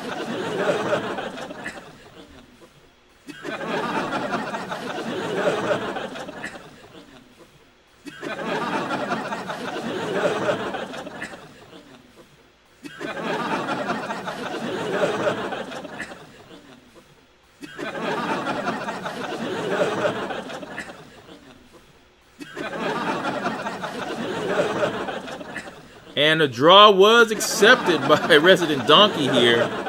Woo! That was a close call by GM Canty. That knight was dominating in this game here. And GM Canty gets away with a draw here against a great game by Resident Donkey. Great game. All right, we're going to go to check out the other games here. Still some more games going on, I believe. There's one game going on. That's Taste the Pace versus Hidden Forest. Taste the Pace has 52 seconds left, and Hidden Forest has 2 minutes and 14 seconds. Like I said before, these two people have played each other 4 times. Hidden Forest is 1-2. Taste the Pace is 1-2 as well.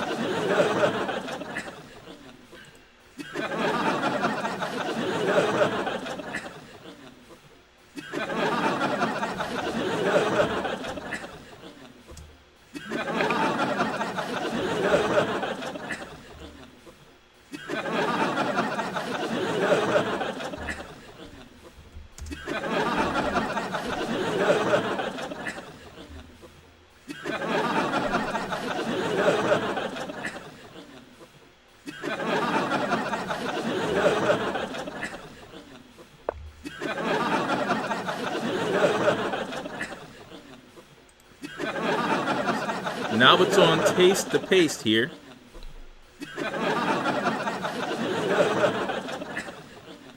As you see, Queen E5 threatening the C5 pawn.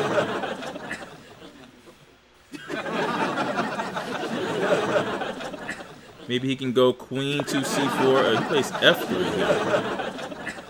That doesn't look like a good move there. So now after Queen takes C5, that's just a pawn there. But maybe he thinks he's going to get enough pressure on this open G file, open H file. Maybe playing by playing G5 eventually.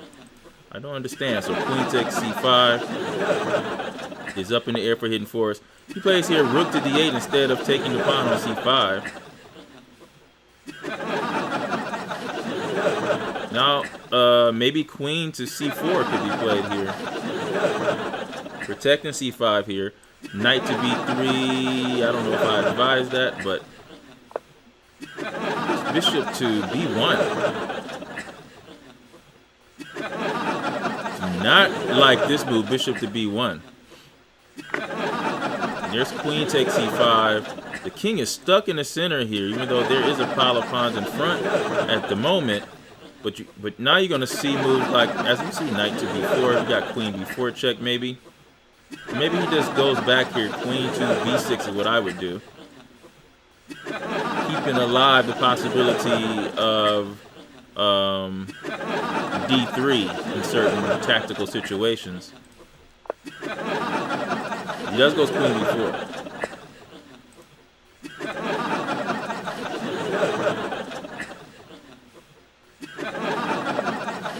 And then C5 is played here. And his plan is just to march these center pawns forward here. Knight covers the C4 square. Stop C4 here.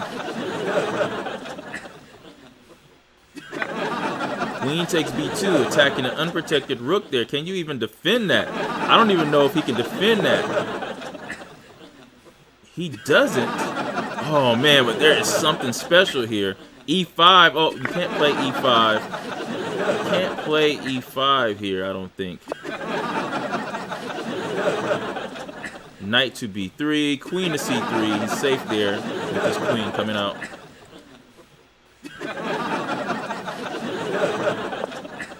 Knight D2. Oh, and he forces a trade of queens. Oh, and it takes the pace. Just blunders the queen away. Just blunders the queen away here. He moved so fast, he didn't realize he had to take the queen.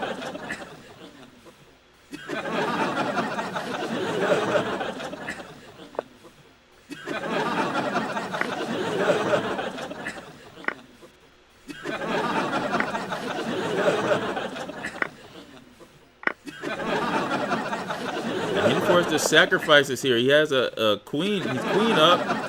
Queen takes G4 probably. Maybe then rook E2. He goes rook to E1 here.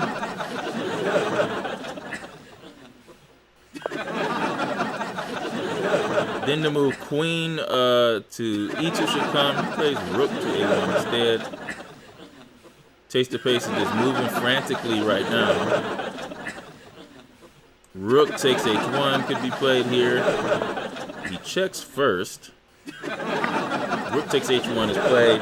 This is just completely winning here for Hidden Forest. Queen takes g4 check. Oh, nope. He doesn't take the piece with check there.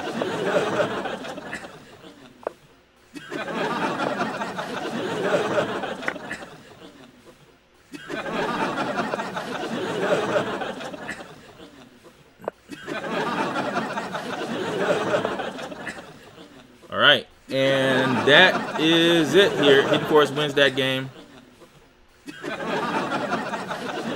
So that should end our third round. We will be back with the fourth round coming up.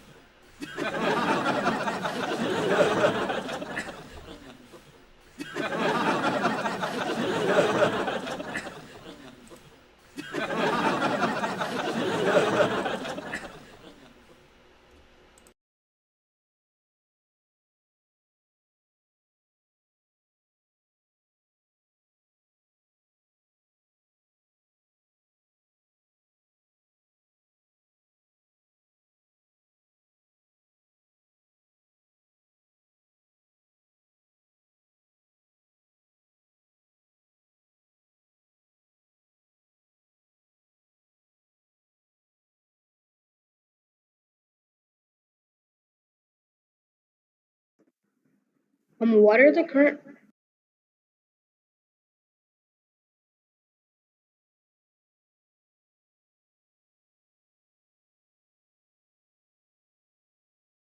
Oh,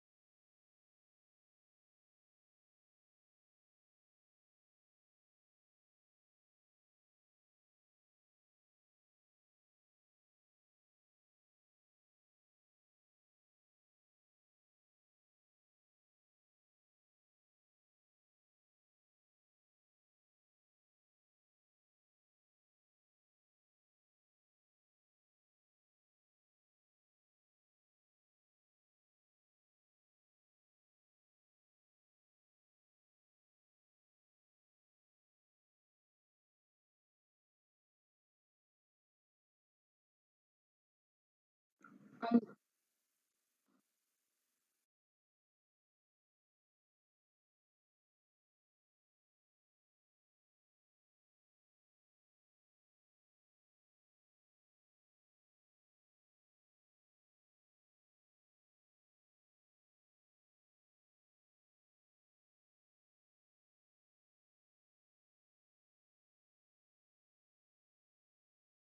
is there another round after this one?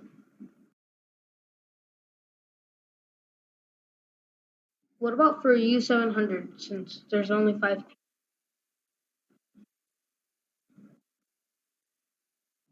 So that one, you can, some people can play the same person again?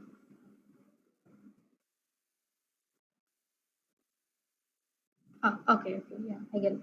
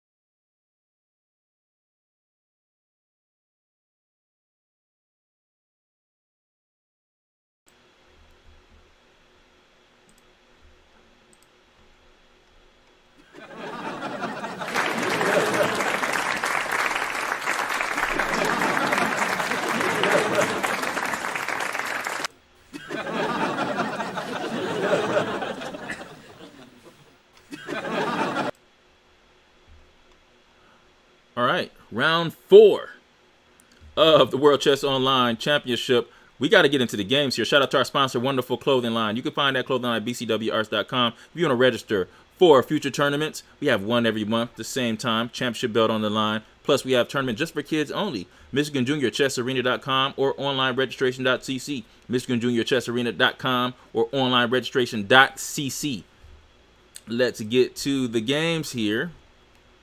Boom, bam. And we have the matchup that we've been waiting for.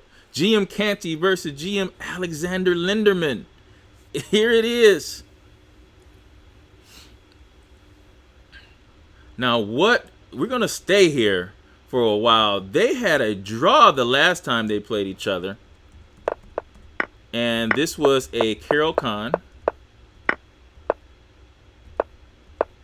And this was the same, one of the same lines that GM Canty played in his match versus Ivy, Levy, Roseman.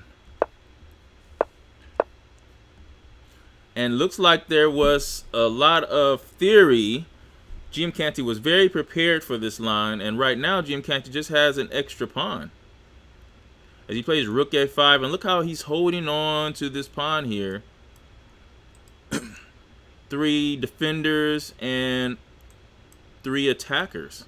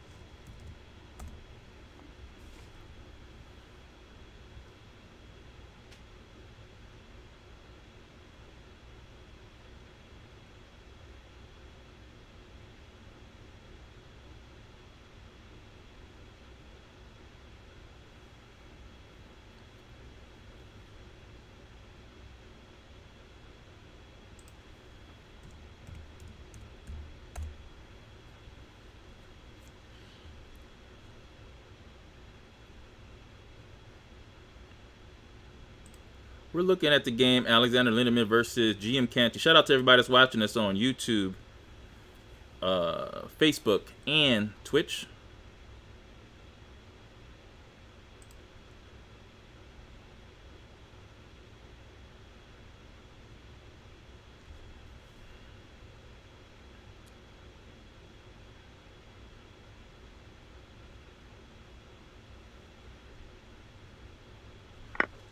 So what happened here?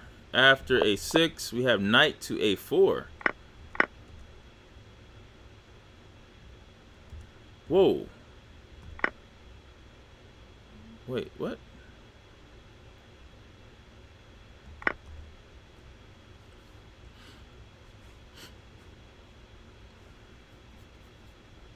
Oh, and then there's a knight b6 here at the end of this. Man, this looks like James was very prepared in his opening here.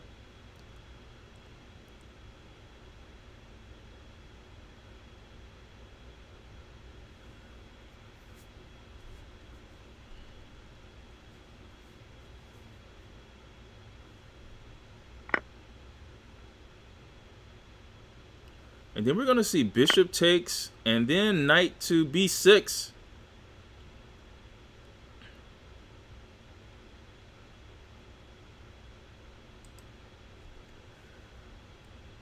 Wow. And I don't know, what would be the final count after? I would guess he would play, no, can't play rook d6. I don't know. Wow.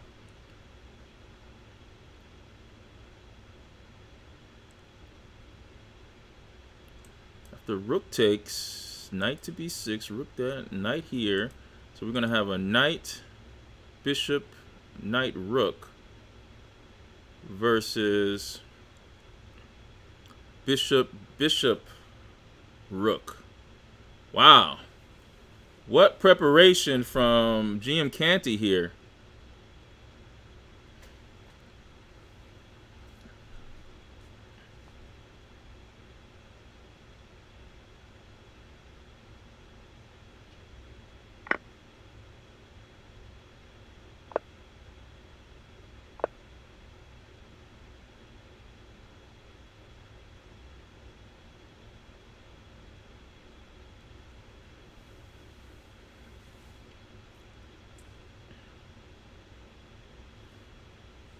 And here he plays bishop to g4.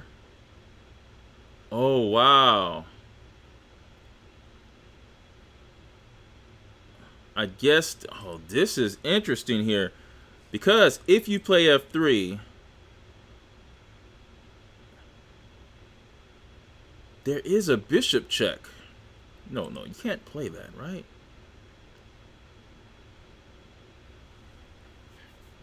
After f3, maybe he wants to go rook takes. Is that even possible?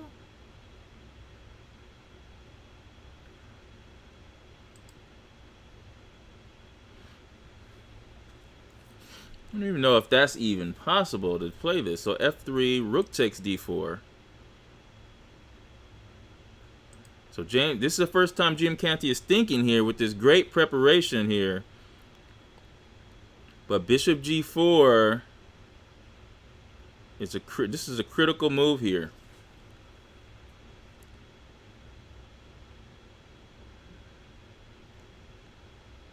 I'm wondering if he can just simply take the rook here on d5, allow bishop takes.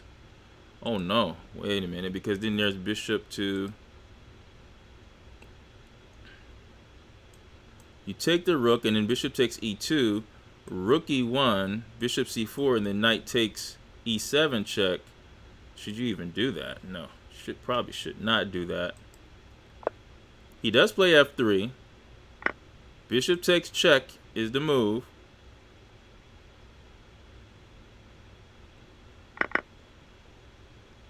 And then how about knight takes a8? Ouch! Ouch!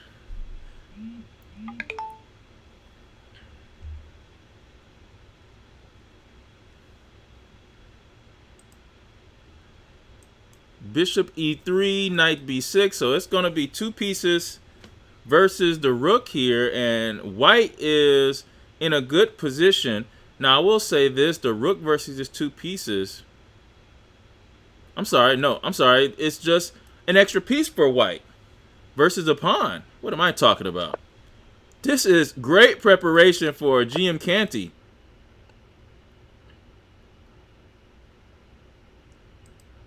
One thing I will be concerned about with GM Canty is just these bad pawns here. And maybe you don't want to allow past passers here. You're going to lose the b3 pawn here. Wow, look at that preparation from GM Canty.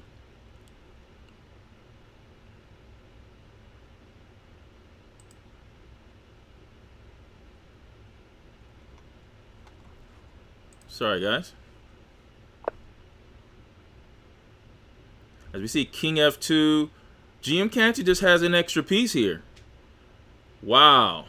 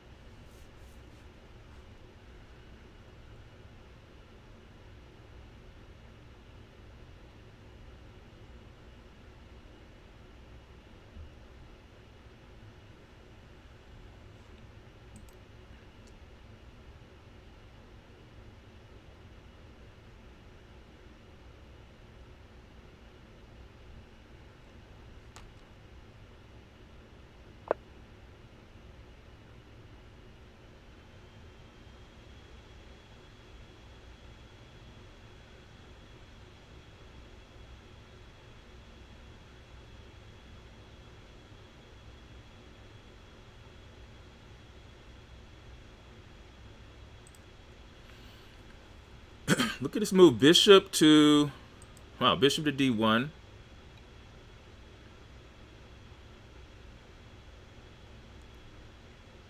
I wonder if we could play the move. No. Do we want to do that?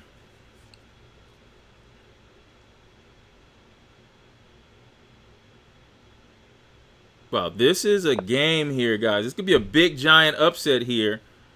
And basically, this is for the belt.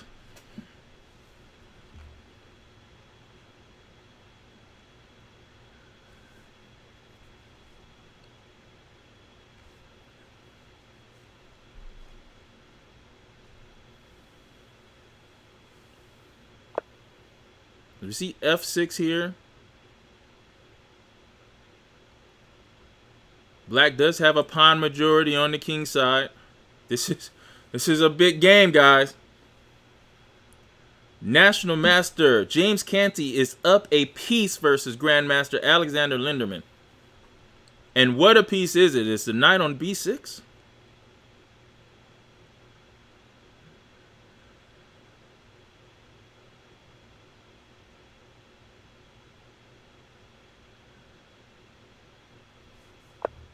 He does play b4. Now, I thought that was a move. I mentioned that earlier, making maybe going bishop to c5, but the problem is he might not be concerned with rook to d2 check, I guess. Maybe not. Maybe he'll just go king f1.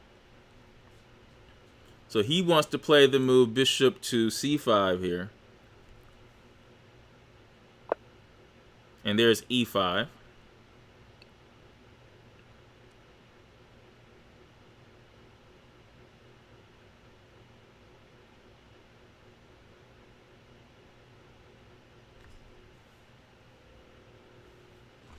And GM Canty has about 8 minutes left, up a piece against U.S. Championship contender Alexander Lenderman, one of the best grandmasters in the whole world. He does play bishop c5. Now, I'm wondering if that allows too much counterplay with rook d2. Obviously, he didn't think so. Rook d2, he's going to play, hey, king to g1, maybe? Probably king g1.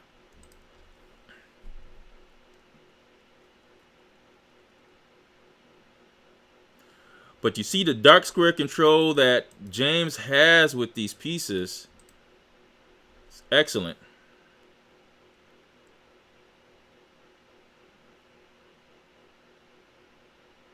And I'm wondering if GM Canty, and actually not only that, Lenderman is also threatening bishop e7 in some lines as well.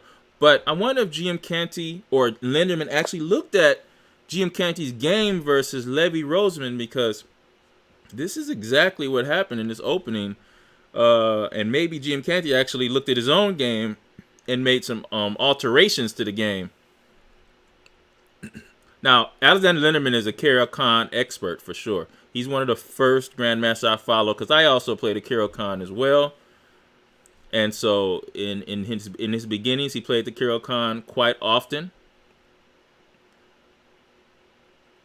It's just very, maybe it's lucky that James Canty just played a long match versus Levy Roseman, who is a Caro-Kann player as well. And that preparation for that match, I know James had to look at many Caro-Kann games.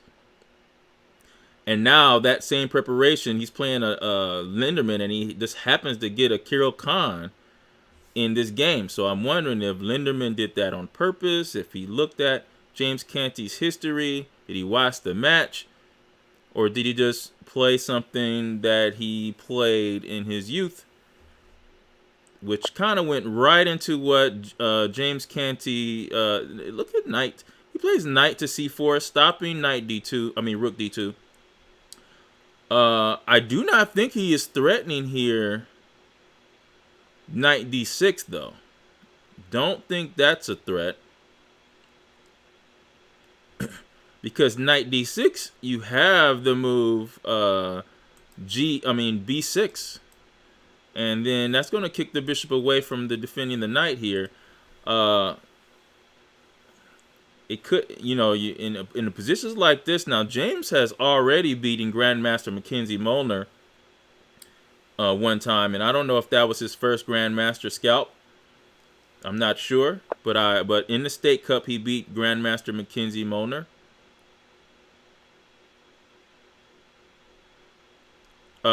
This is a move designed against, I believe, Rook E2.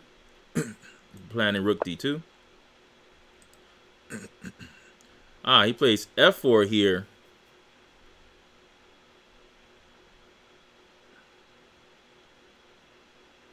Now I am wondering, after Bishop B5, what would GM Canty's plan be at that point?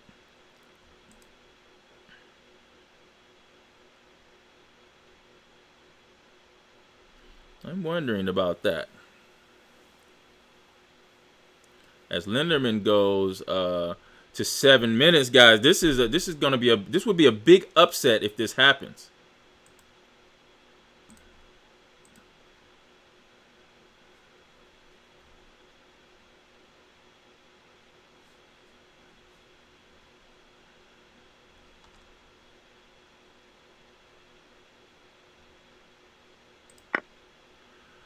And Lenderman trades here, rook check here, and what is GM Canty's plan here? Is it knight d6?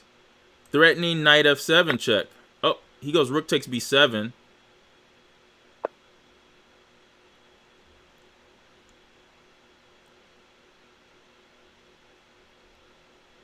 I'm wondering if bishop check, is there any mating nets here? That's what I'm wondering here.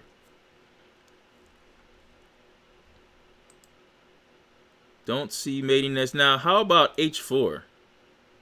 This is very close to a net here. h4 looks really good. h4 threatens bishop to f8 check, king h5. There it goes. He plays it. h4. Oh, man. This would be a giant upset for the world WCO belt. Championship belt.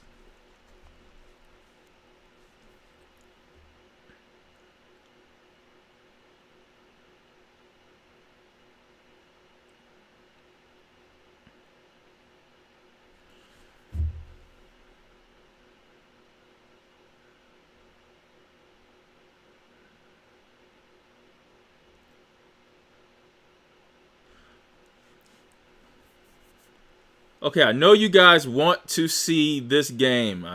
Normally I would switch to other games, but not this time, guys. Not this time.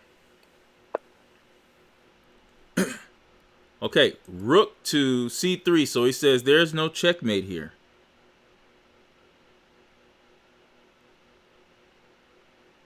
Oh, wow. Oh, wow. Oh, that doesn't work because of en passant check. I was thinking maybe g4, but en passant is a check. That's a blunder. So don't want to do that.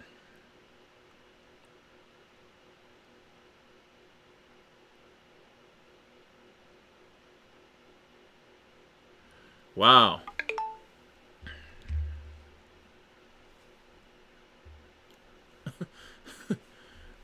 This is very, very intense here. Very intense here.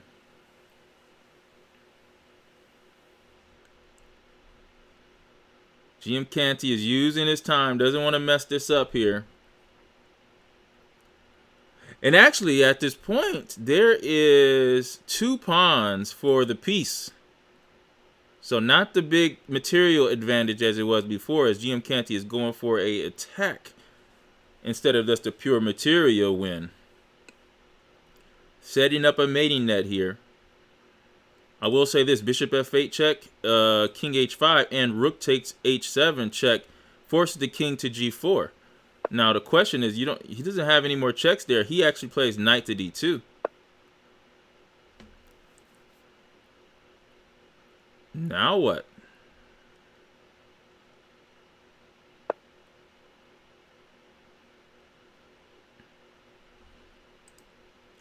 I'm guessing rook to e1.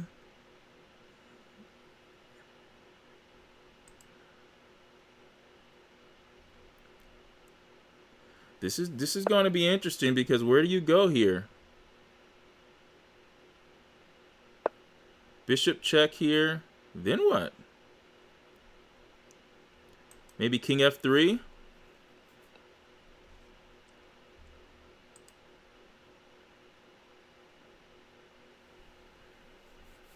I mean, I don't think he... Oh, he sacrifices here. Why? Is there something... Okay, he goes knight to b3. Wait a minute. What was going to happen with king f3? Did I miss something? Wait, what was going to happen with king f3? Oh, he was going to lose the rook. Oh, man. Big giant mistake by James Canty here. And now... much better situation for Alexander Lenderman now. With 2 pieces versus the rook. But the rook has 2 pawns as well. And Lenderman is in a much better situation here than he was before. Much better. We see the knight to d4 move, threatening to take on b5. Wow. Wow, wow, wow. Knight takes b5. You're going to have king takes h4. There could be some back rank problems here for white as well.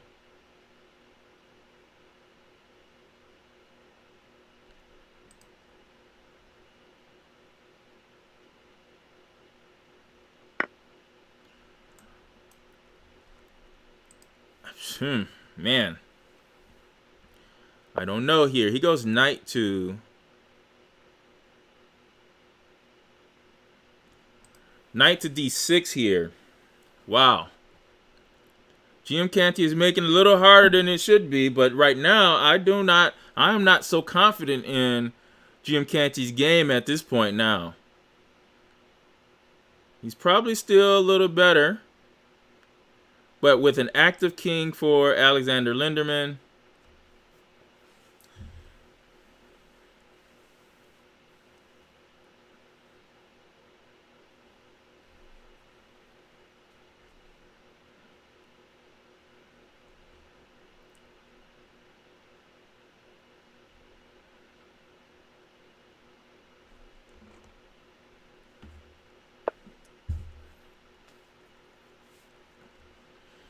there's f5 here. Lenderman has a gaggle of pawns. That's a lot of pawns here. GM Canty is going to have to watch it here. He definitely would like to play. Now, there's a check here. There's a check here. Has to watch this. Has to watch it big time. Because the plan is to play f3. And f3 is probably coming right away. Now, I'm wondering if he could play g5 here.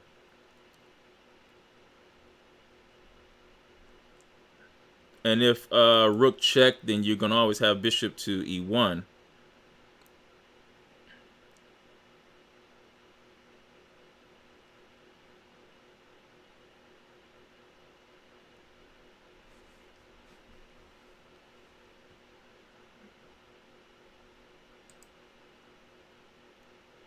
This is not going to be easy for white at all. The only thing that's helping white out in this position is this passed pawn here.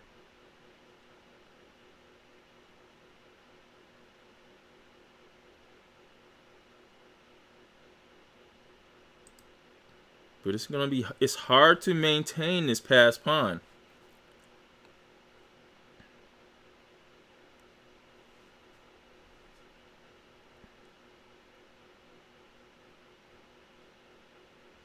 He could just leave this pawn here, actually. He doesn't even have to trade here. Pawn takes, king takes, and then I think that white will be okay. Problem is, what happens with rook to b1 check? You have to play bishop e1. And, oh, wow. And then there will be a check here. So it'll be f takes g2 check. And you lose the bishop. Yes, so can't allow that. This is devastating for GM Canty, actually. I do not think he's winning this position anymore. I think things have changed. Tables have turned. Active king. 4 pawns on the king side. Ouch.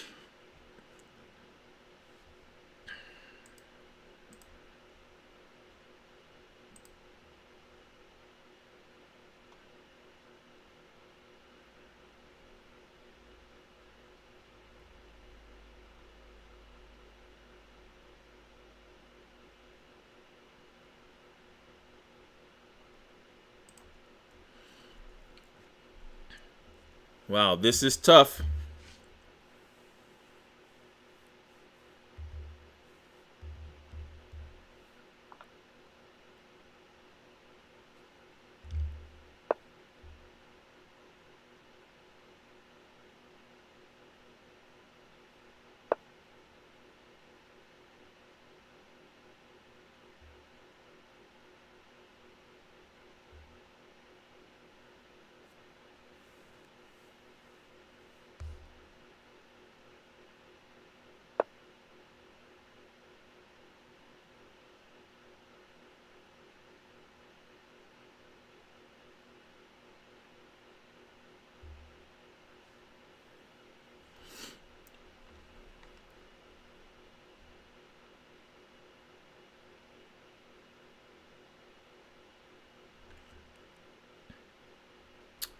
Okay, what he actually pushed here and then played bishop to d4.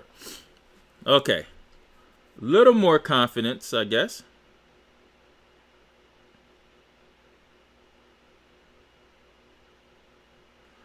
And it makes some sense here. It does make some sense. I like that move. It's a pretty strong move here. Because if king takes g3, you're just going to take the rook here. And can he run with this? Can he run with that? Wow. Look at that. And James Canty has rerouted his bishop.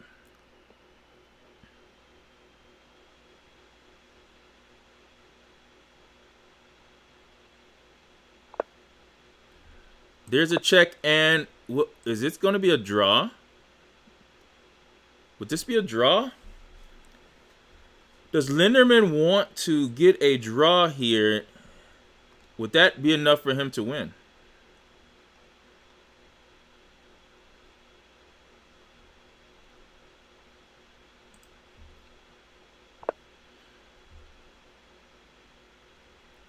Still wondering if he could actually push this pawn. Like, what happens here? If we push, he takes the bishop, and we push again. How does he stop the pawn? He checks us. That's how. And then comes behind. Ah, I see. So the check is what will save him. It'll be rook e2 and rook to b. I see.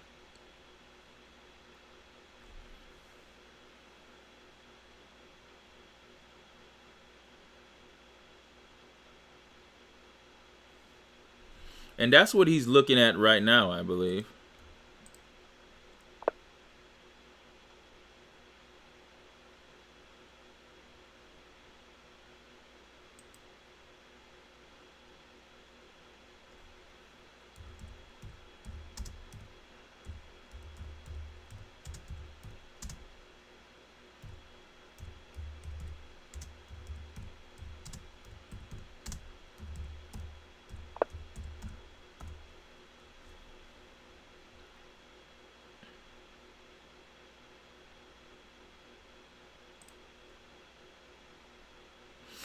Jim Canty is running low on time.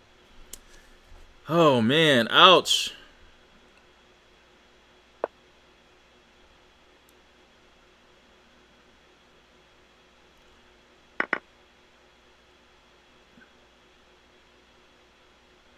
Wow. He is still...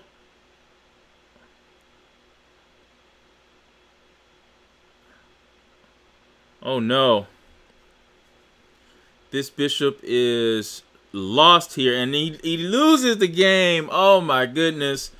What opportunity there for GM Canty versus Alexander Lenderman. He loses that game. Wow. Lenderman wins. Wow. Great preparation from GM Canty. That game was phenomenal from both sides. All right, we're going to go to some other games here that are still going on.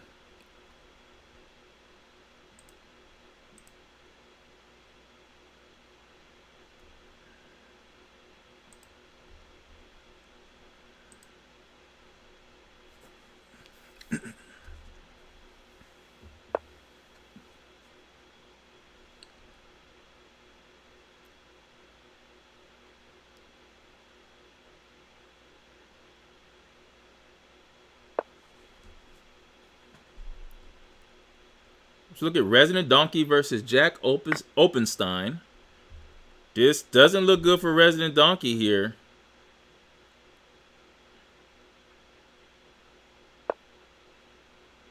I mean, he's down a pawn. And remember, he was the one that was losing big time in his last game here. You see, checkmate is threatened here.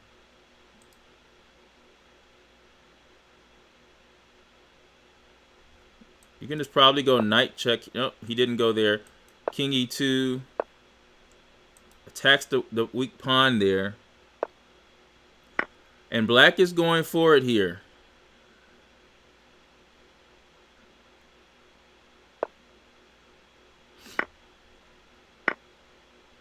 And he's just running.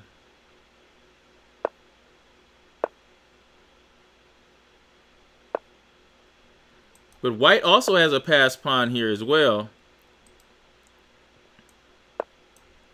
There's a passer there.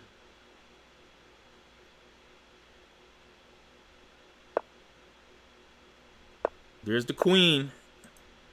And this looks winning for Jack Opelstein.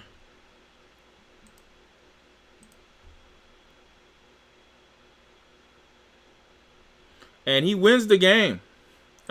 Man. That was a big victory there. Let's go around the world here. Everything is shaking out in this fourth round.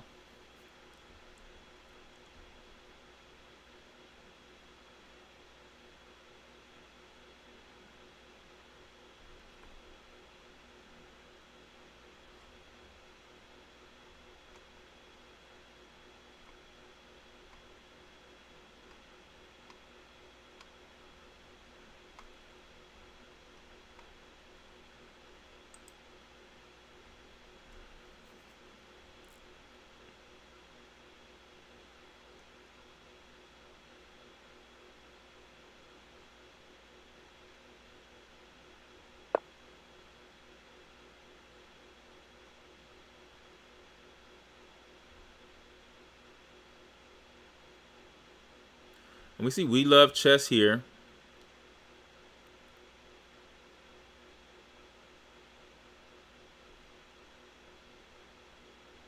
"43 seconds. Play rook a1. He wants to stop this passed pawn here. We Love Chess is white here. Looks like another upset, actually. Probably going to play the move king to b7. That stops that.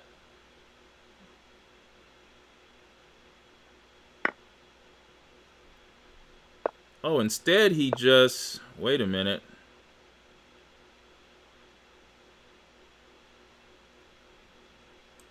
This should win for black.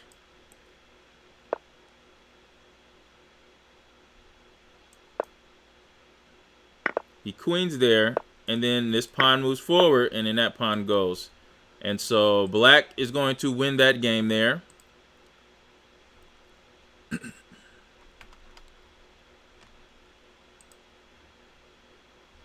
Three games still going on. We have Avenor versus Hidden Forest.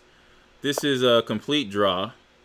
So I don't know why they're still playing. When I see games like this, it makes me think someone's going to blunder. This what usually happens when you're trying to win a game that you can't win. This is just a draw. It should be a draw, and there it goes.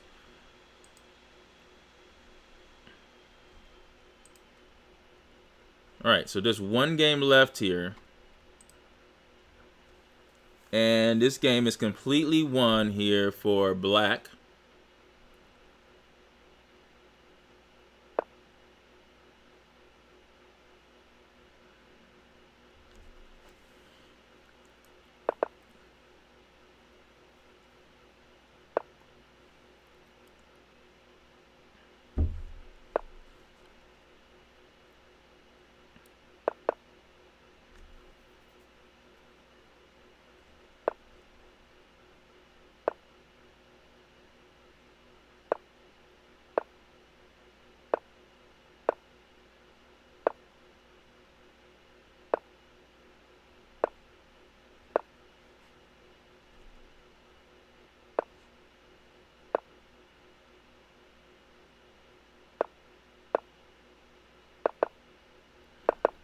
And just bringing the king over. And there it goes. Game is over. All right.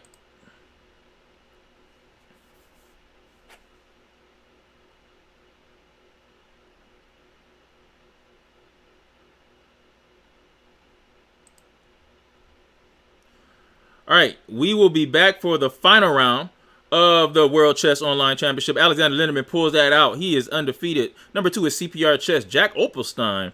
Number 4 is National Master GM Canty, Resident Donkey, Avenor, Hidden Forest, Shark Bite, Fornius, Sakit, Disu, Blue EP Chess. Shout out to everybody that's participating. Leon 1357. We love chess. Chess Kid 18. Nikhil Ramkumar.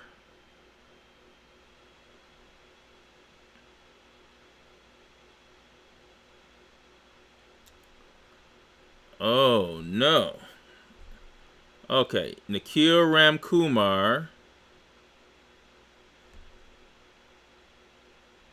Taste the Pace and A Hill 2020-21.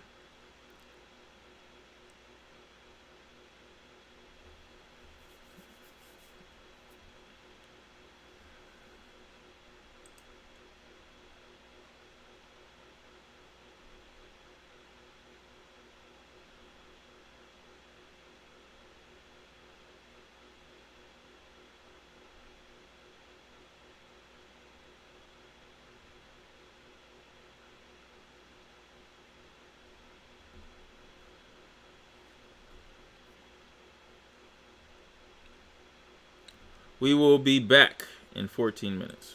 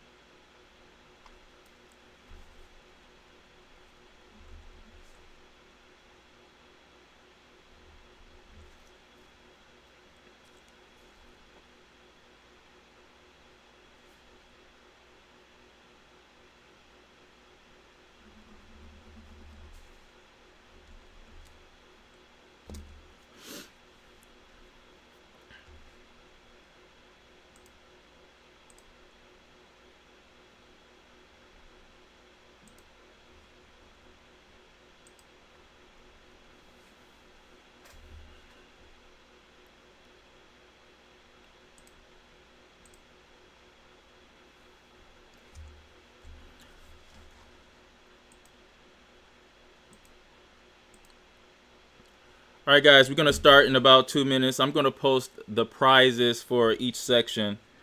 Remember, those prizes are going to go out to everyone on Tuesday after fair play is checked on all games.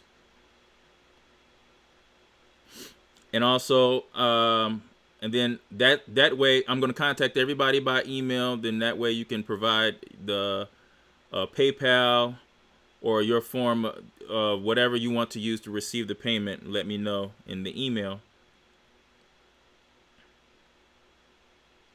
I am gonna give the under 700 opportunity. The first or second place, you guys can get money in the first or second place in the under 700 or trophies. Actually, U700, your tournament is actually over. This is your last round.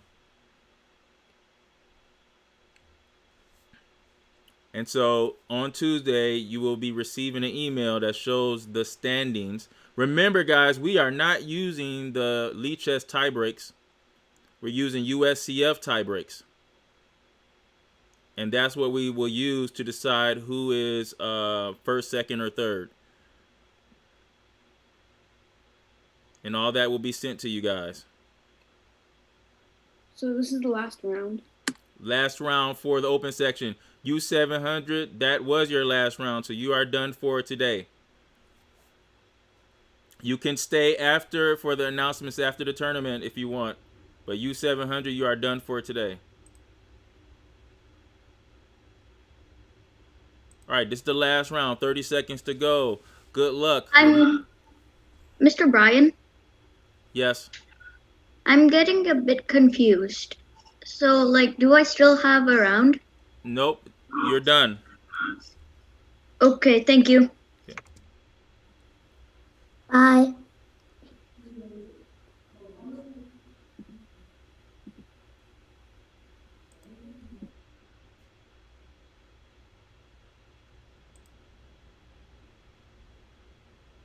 Can the people in U700 leave? Yes, you can leave.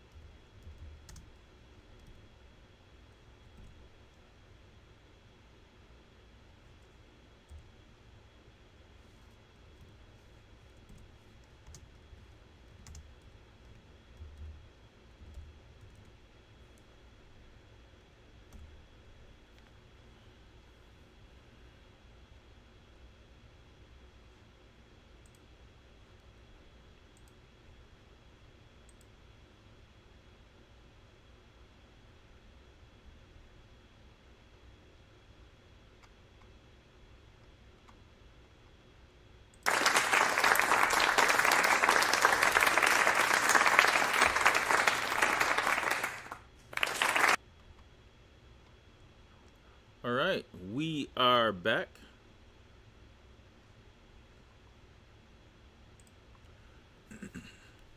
On our live stream for the World Chess Online Championship. Shout out to our sponsor, wonderful clothing line. Go to the website, BCW Arts, and get you a hoodie, get you a t-shirt with the sweetest design by a fashion and design student from the University of Michigan. We have future World Chess Online tournaments and plus tournaments for kids only called the World Junior Online. You can go and register for those tournaments at MichiganJuniorChessArena.com or onlineregistration.cc, MichiganJuniorChessArena.com or onlineregistration.cc. Also, if you got kids that you want lessons and you want them to become an Implodian, you can also go to MichiganJuniorChessArena.com and sign up for those lessons. Let's get to the games here. Grandmaster Lenderman avoided a really big defeat in the last round on some preparation by GM Canty, but now Lenderman is playing CPR chess here, and let's go ahead and look at this game. Okay, and CPR chess already down one pawn in this endgame. See rook to c4, hitting the unprotected knight here. Probably have to play the move rook to rook to c8, and then maybe the move knight to e4 will be played. I'm sorry, knight to d5 will be played next. So this is definitely a much better position for white, probably winning for white here, as Lenderman's hardest challenge was the last round, and now playing CPR chess. Rook to c7, that was the plan here, threatening the pinning the bishop on e7, threatening bishop to d6. CPR chess is in some big trouble here. Let's go further here. Go to another game.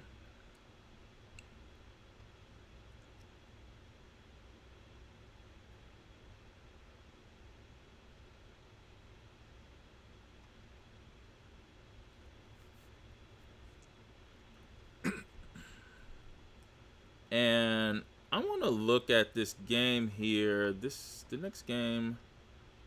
Whoa. What's happening here? This is Jack Opelstein versus Hidden Forest. See a London system here with bishop e2 instead of bishop to d3. Normally the bishop is on d3 in these positions, as Hidden Forest is taking his time thinking here. Big rating disadvantage here in this game. I don't know here. I think I would play maybe rook to d1, getting my queen off of the same file as the rook, maybe going queen to b1 here. Maybe he's also thinking about playing the move e4. But I don't think that's a good idea because of the move c takes d4.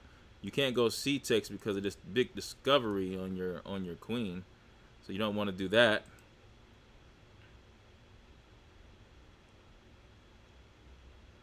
So as Hidden Forest thinks, we're gonna go and travel around the World Chess Online Tournament. Look at the other games here. Here's Shark Bite Fornius versus GM Canty.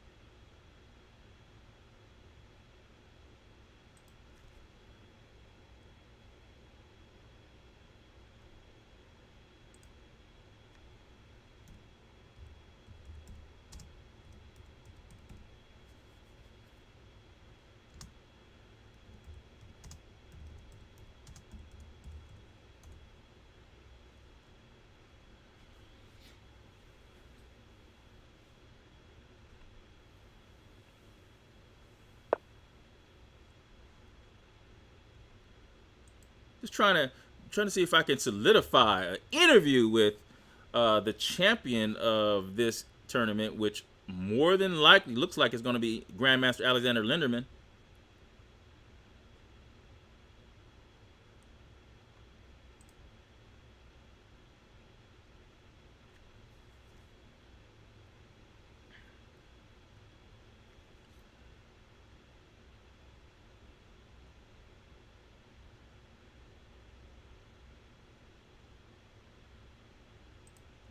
As we watching Sharkbite Fornius versus GM Canty.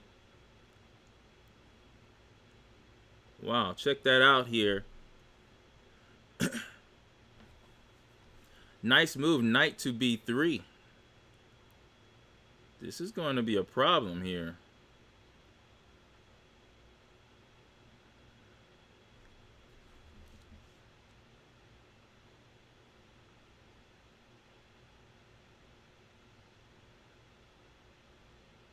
Trying to look and see what does he have to do.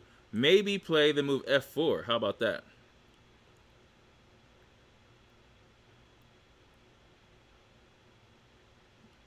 Could he play that?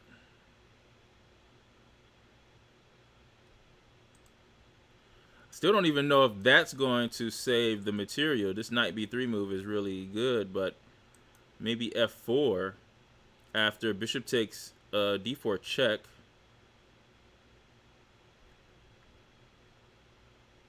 No, it still doesn't work here, does it?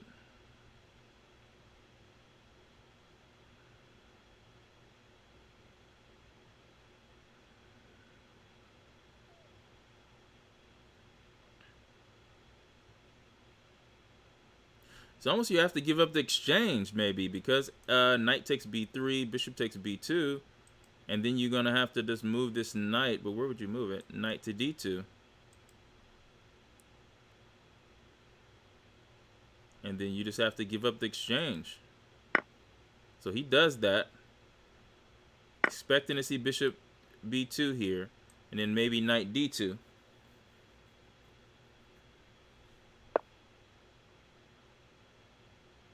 But here, he would have been better giving up the exchange, but now he's just down a whole piece. Because the bishop is still protected by the queen here. See, queen takes b3. He's going to move the bishop back, maybe bishop to d4 check. Or bishop takes a3 is also possible. Bishop c5 check is on board with rook a3 coming. This is just a completely winning game here.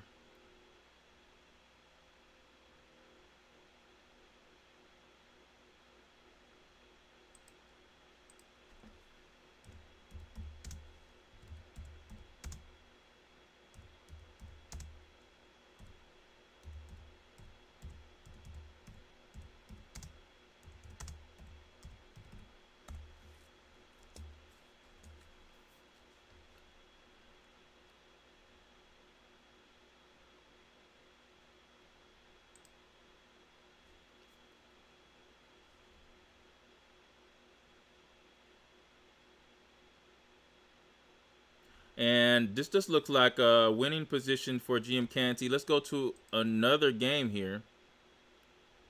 Let's check on Grandmaster Lenderman and see if was there any upsets. Nope, no upsets. Lenderman goes on to win that. So we have our first World Chess Online champion will receive the championship belt. Grandmaster Alexander Lenderman, straight out of New York.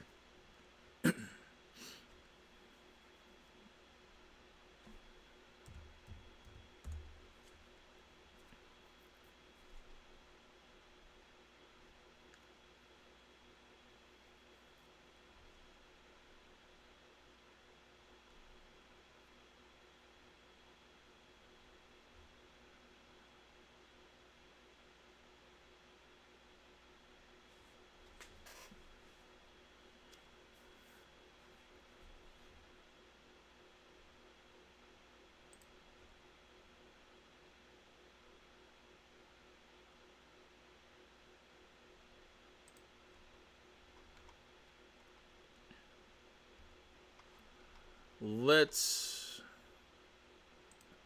Let's refresh this here. We have 6 games going on here.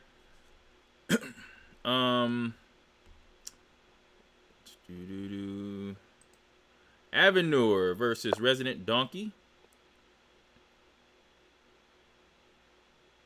You see that white has an extra pawn here, so white is up 1 pawn. Has control over the F file.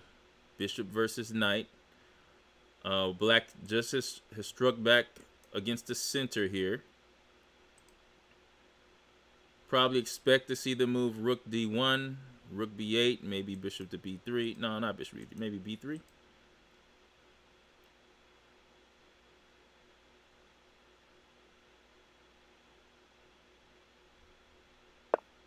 Here's rook d1, rook a to b8 maybe.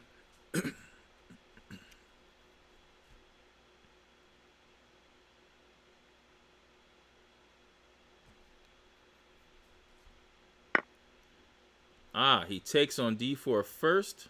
C takes d4. Bishop to b3 is going to look pretty good. Instead, he piles up on the pawn on e4. e5 is played there. Knight is going to come into d5 here. But then we have the queen to e4 move. I don't think this is that great of a move here because there's queen to d3. I know he says, hey, it's pinned, but after queen d3, you're threatening h7. There it goes. The knight on f6 now is hanging. But if the knight moves, there will be a checkmate. Queen h7, king f8, and queen to h8 checkmate. So that knight is gone. That was a big mistake by Avenor there.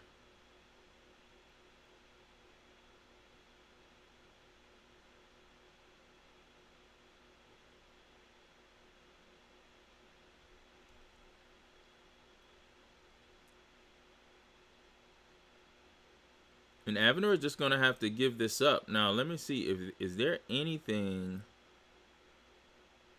that could save him? It's tough to see here.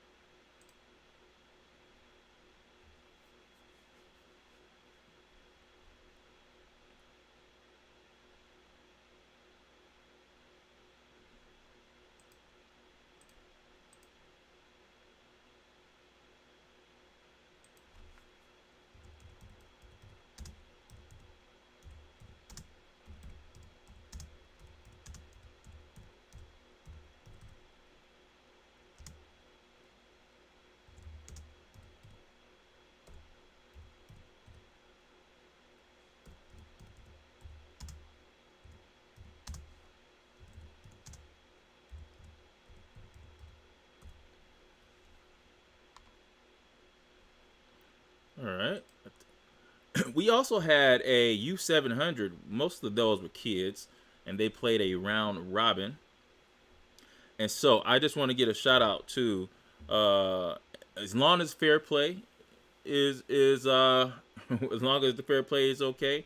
But the winner of that more than likely will be Nikhil Ramkumar. Shout out to Nikhil Ramkumar of the U700 section.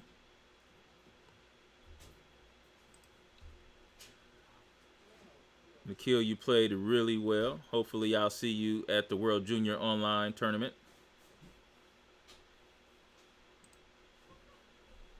And next month, World Chess Online Tournament. Now, the World Junior Online Tournament is for the kids only, trophies. As we see Black resigns here in this game, Avenor versus Resident Donkey. Let's look at Leon Implodian versus Woo Love Chess. And right now, Leon has 2 pieces for the rook here.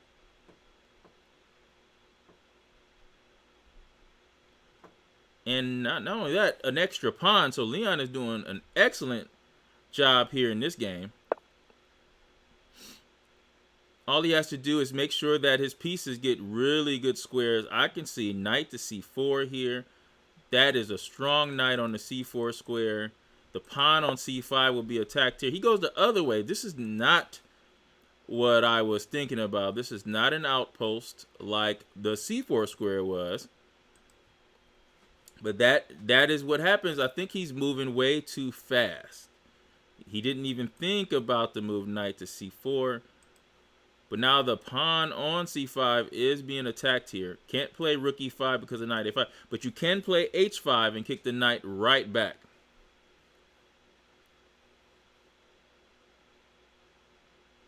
And then maybe that'll force him to go to the square he should have gone in the first place. Knight to c4. So the key when you have this material advantages is make the pieces that you do have work for you.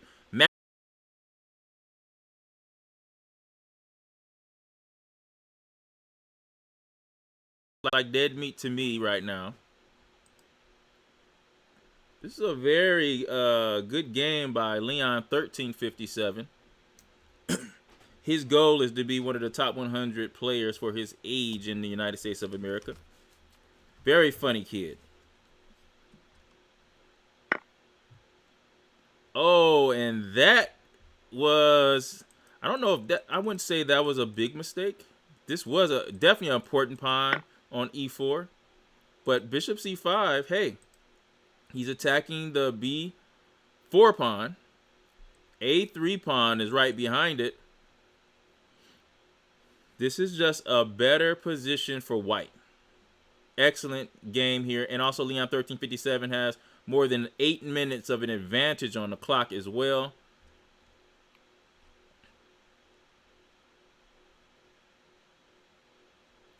Let's go back. Let's go to Taste the Pace versus Chess Kid 18.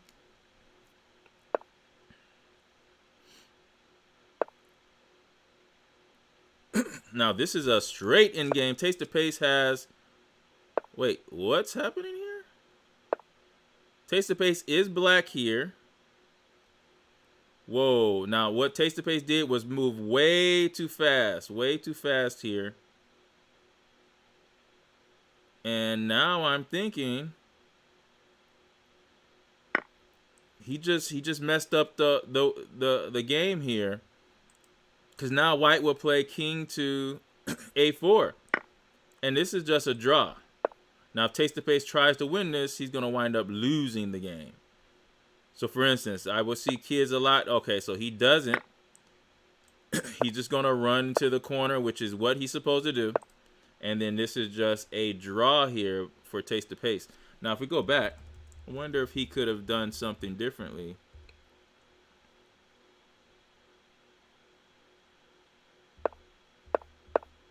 Pushed. Wonder if he could have pushed here. Nope, still the same here. Even if he would have pushed. Actually, it would have been worse. So no, it was a draw no matter what. And so that should be a draw, guys. Taste the Pace, all he has to do is stay in the corner and he would draw the game. Hopefully he knows that. Also a implodian. Let's go back to this GM Canty versus Sharkbite. Oh, the game is over. GM Canty wins that game.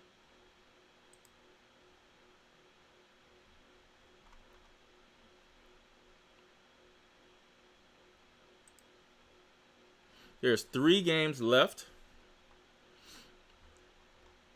Let's go in Hidden Forest versus Jack Opelstein. Hidden Forest has an extra piece here. But extra piece for, I don't know, 2 pawns. Jack Opelstein has way more time too. 7 minutes and 28 seconds left. The bishop on d7 is terrible for Jack Opelstein, but I guess he can reroute it to b5, attacking the queen there, so that should be a move. Then I think after bishop e5, he doesn't want to see queen to e3. Queen to e3, that puts pressure on e6. It forces probably a trade, because if you don't trade, you're going to lose the e6 pawn.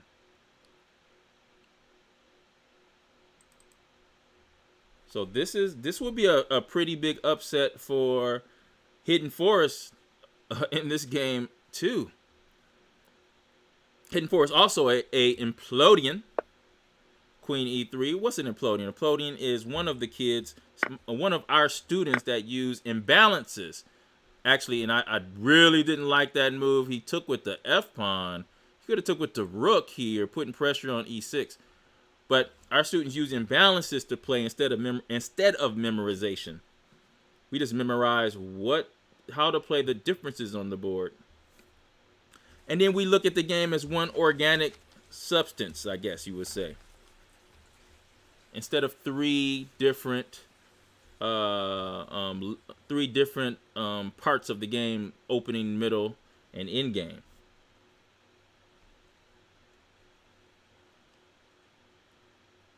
I do not like f takes. That is but that's a quick move. He moved very fast there. Jack Opelstein has 6 minutes left to 53 seconds.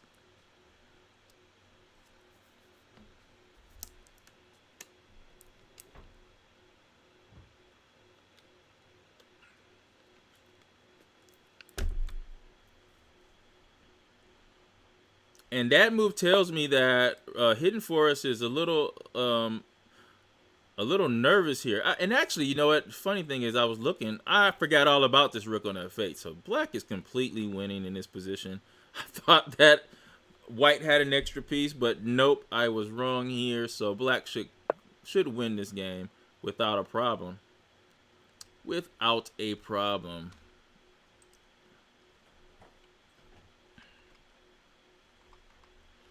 All right. There is only 2 games left in this tournament here. Leon is now just completely winning here in this game. This will be a big upset, guys. But what is Leon doing? All of a sudden he's moving fast. Why? He has 10 minutes and he's making one of the worst mistakes in moving fast. Don't understand it.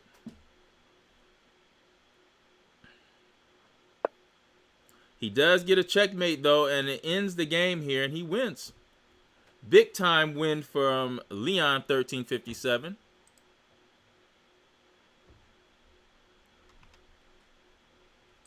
And there's only 1 game left here.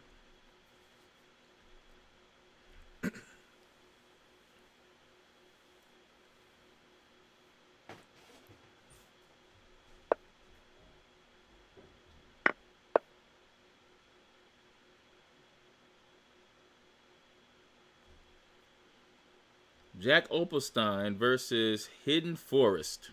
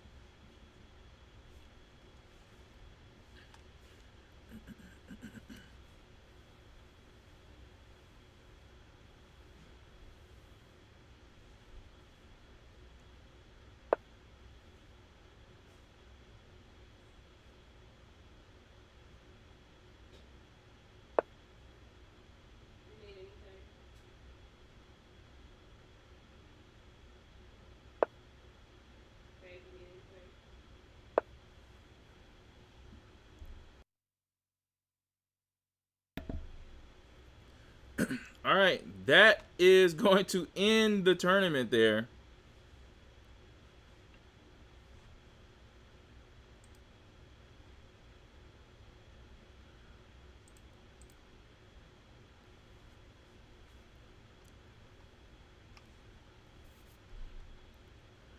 And if everything stands how it is, Alexander Linderman is our new World Chess Online champion. And Jack Opelstein wins the second place award there with his performance, which is a big one for Jack Opelstein. And Jim Canty comes in third place. Third place there. With Resident Donkey right outside of there.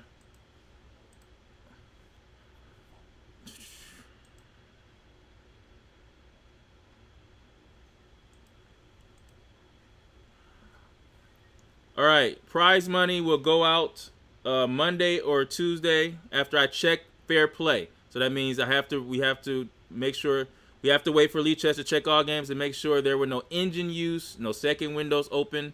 If that happens, then if you played someone that have used any type of assistance, you will be getting credit for a win instead of a loss if you lost that round. If everything's on the up and up, then prize money will go out. The emails that you use to register for this tournament is the emails we will use to send out the information about the standings, where you will be. So look for that. The rating report will be going out Monday or Tuesday, and also that email will be going out to you guys Monday or Tuesday. Also, we're going to have a interview now. If everything stands where it is, that means Alexander Linderman is the World Chess Online World Champion, and he will receive the championship belt. If everything, allegedly, he's the world champion, we'll know for sure after Tuesday. And I'm going to have a interview with Alexander Linderman. It's going to be on our YouTube stream. You can check that out at Implodian Chess YouTube channel if you want to check out this interview, and might even ask him some questions about a couple moments in the game. So again, Monday or Tuesday, your email will go out to you showing the winners, and then once that email goes out, you contact me, and then we will get the payment to you. PayPal is the preferable method, but if you have another method, let me know now, and I'll work with you. Okay, guys, any questions? Let me allow you guys to. All right, yeah. Any questions?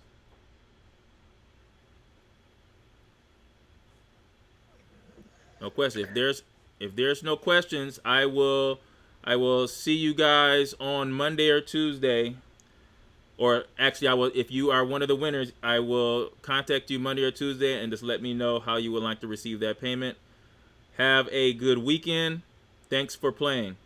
Also, tune in to YouTube, Implodian Chess YouTube, to check out the interview with me and Alexander Linderman, Grandmaster Alexander Linderman, the alleged World Chess Online champion with the belt.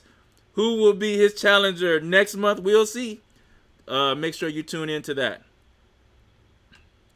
Have a good weekend. Alex, you stay on. I'm gonna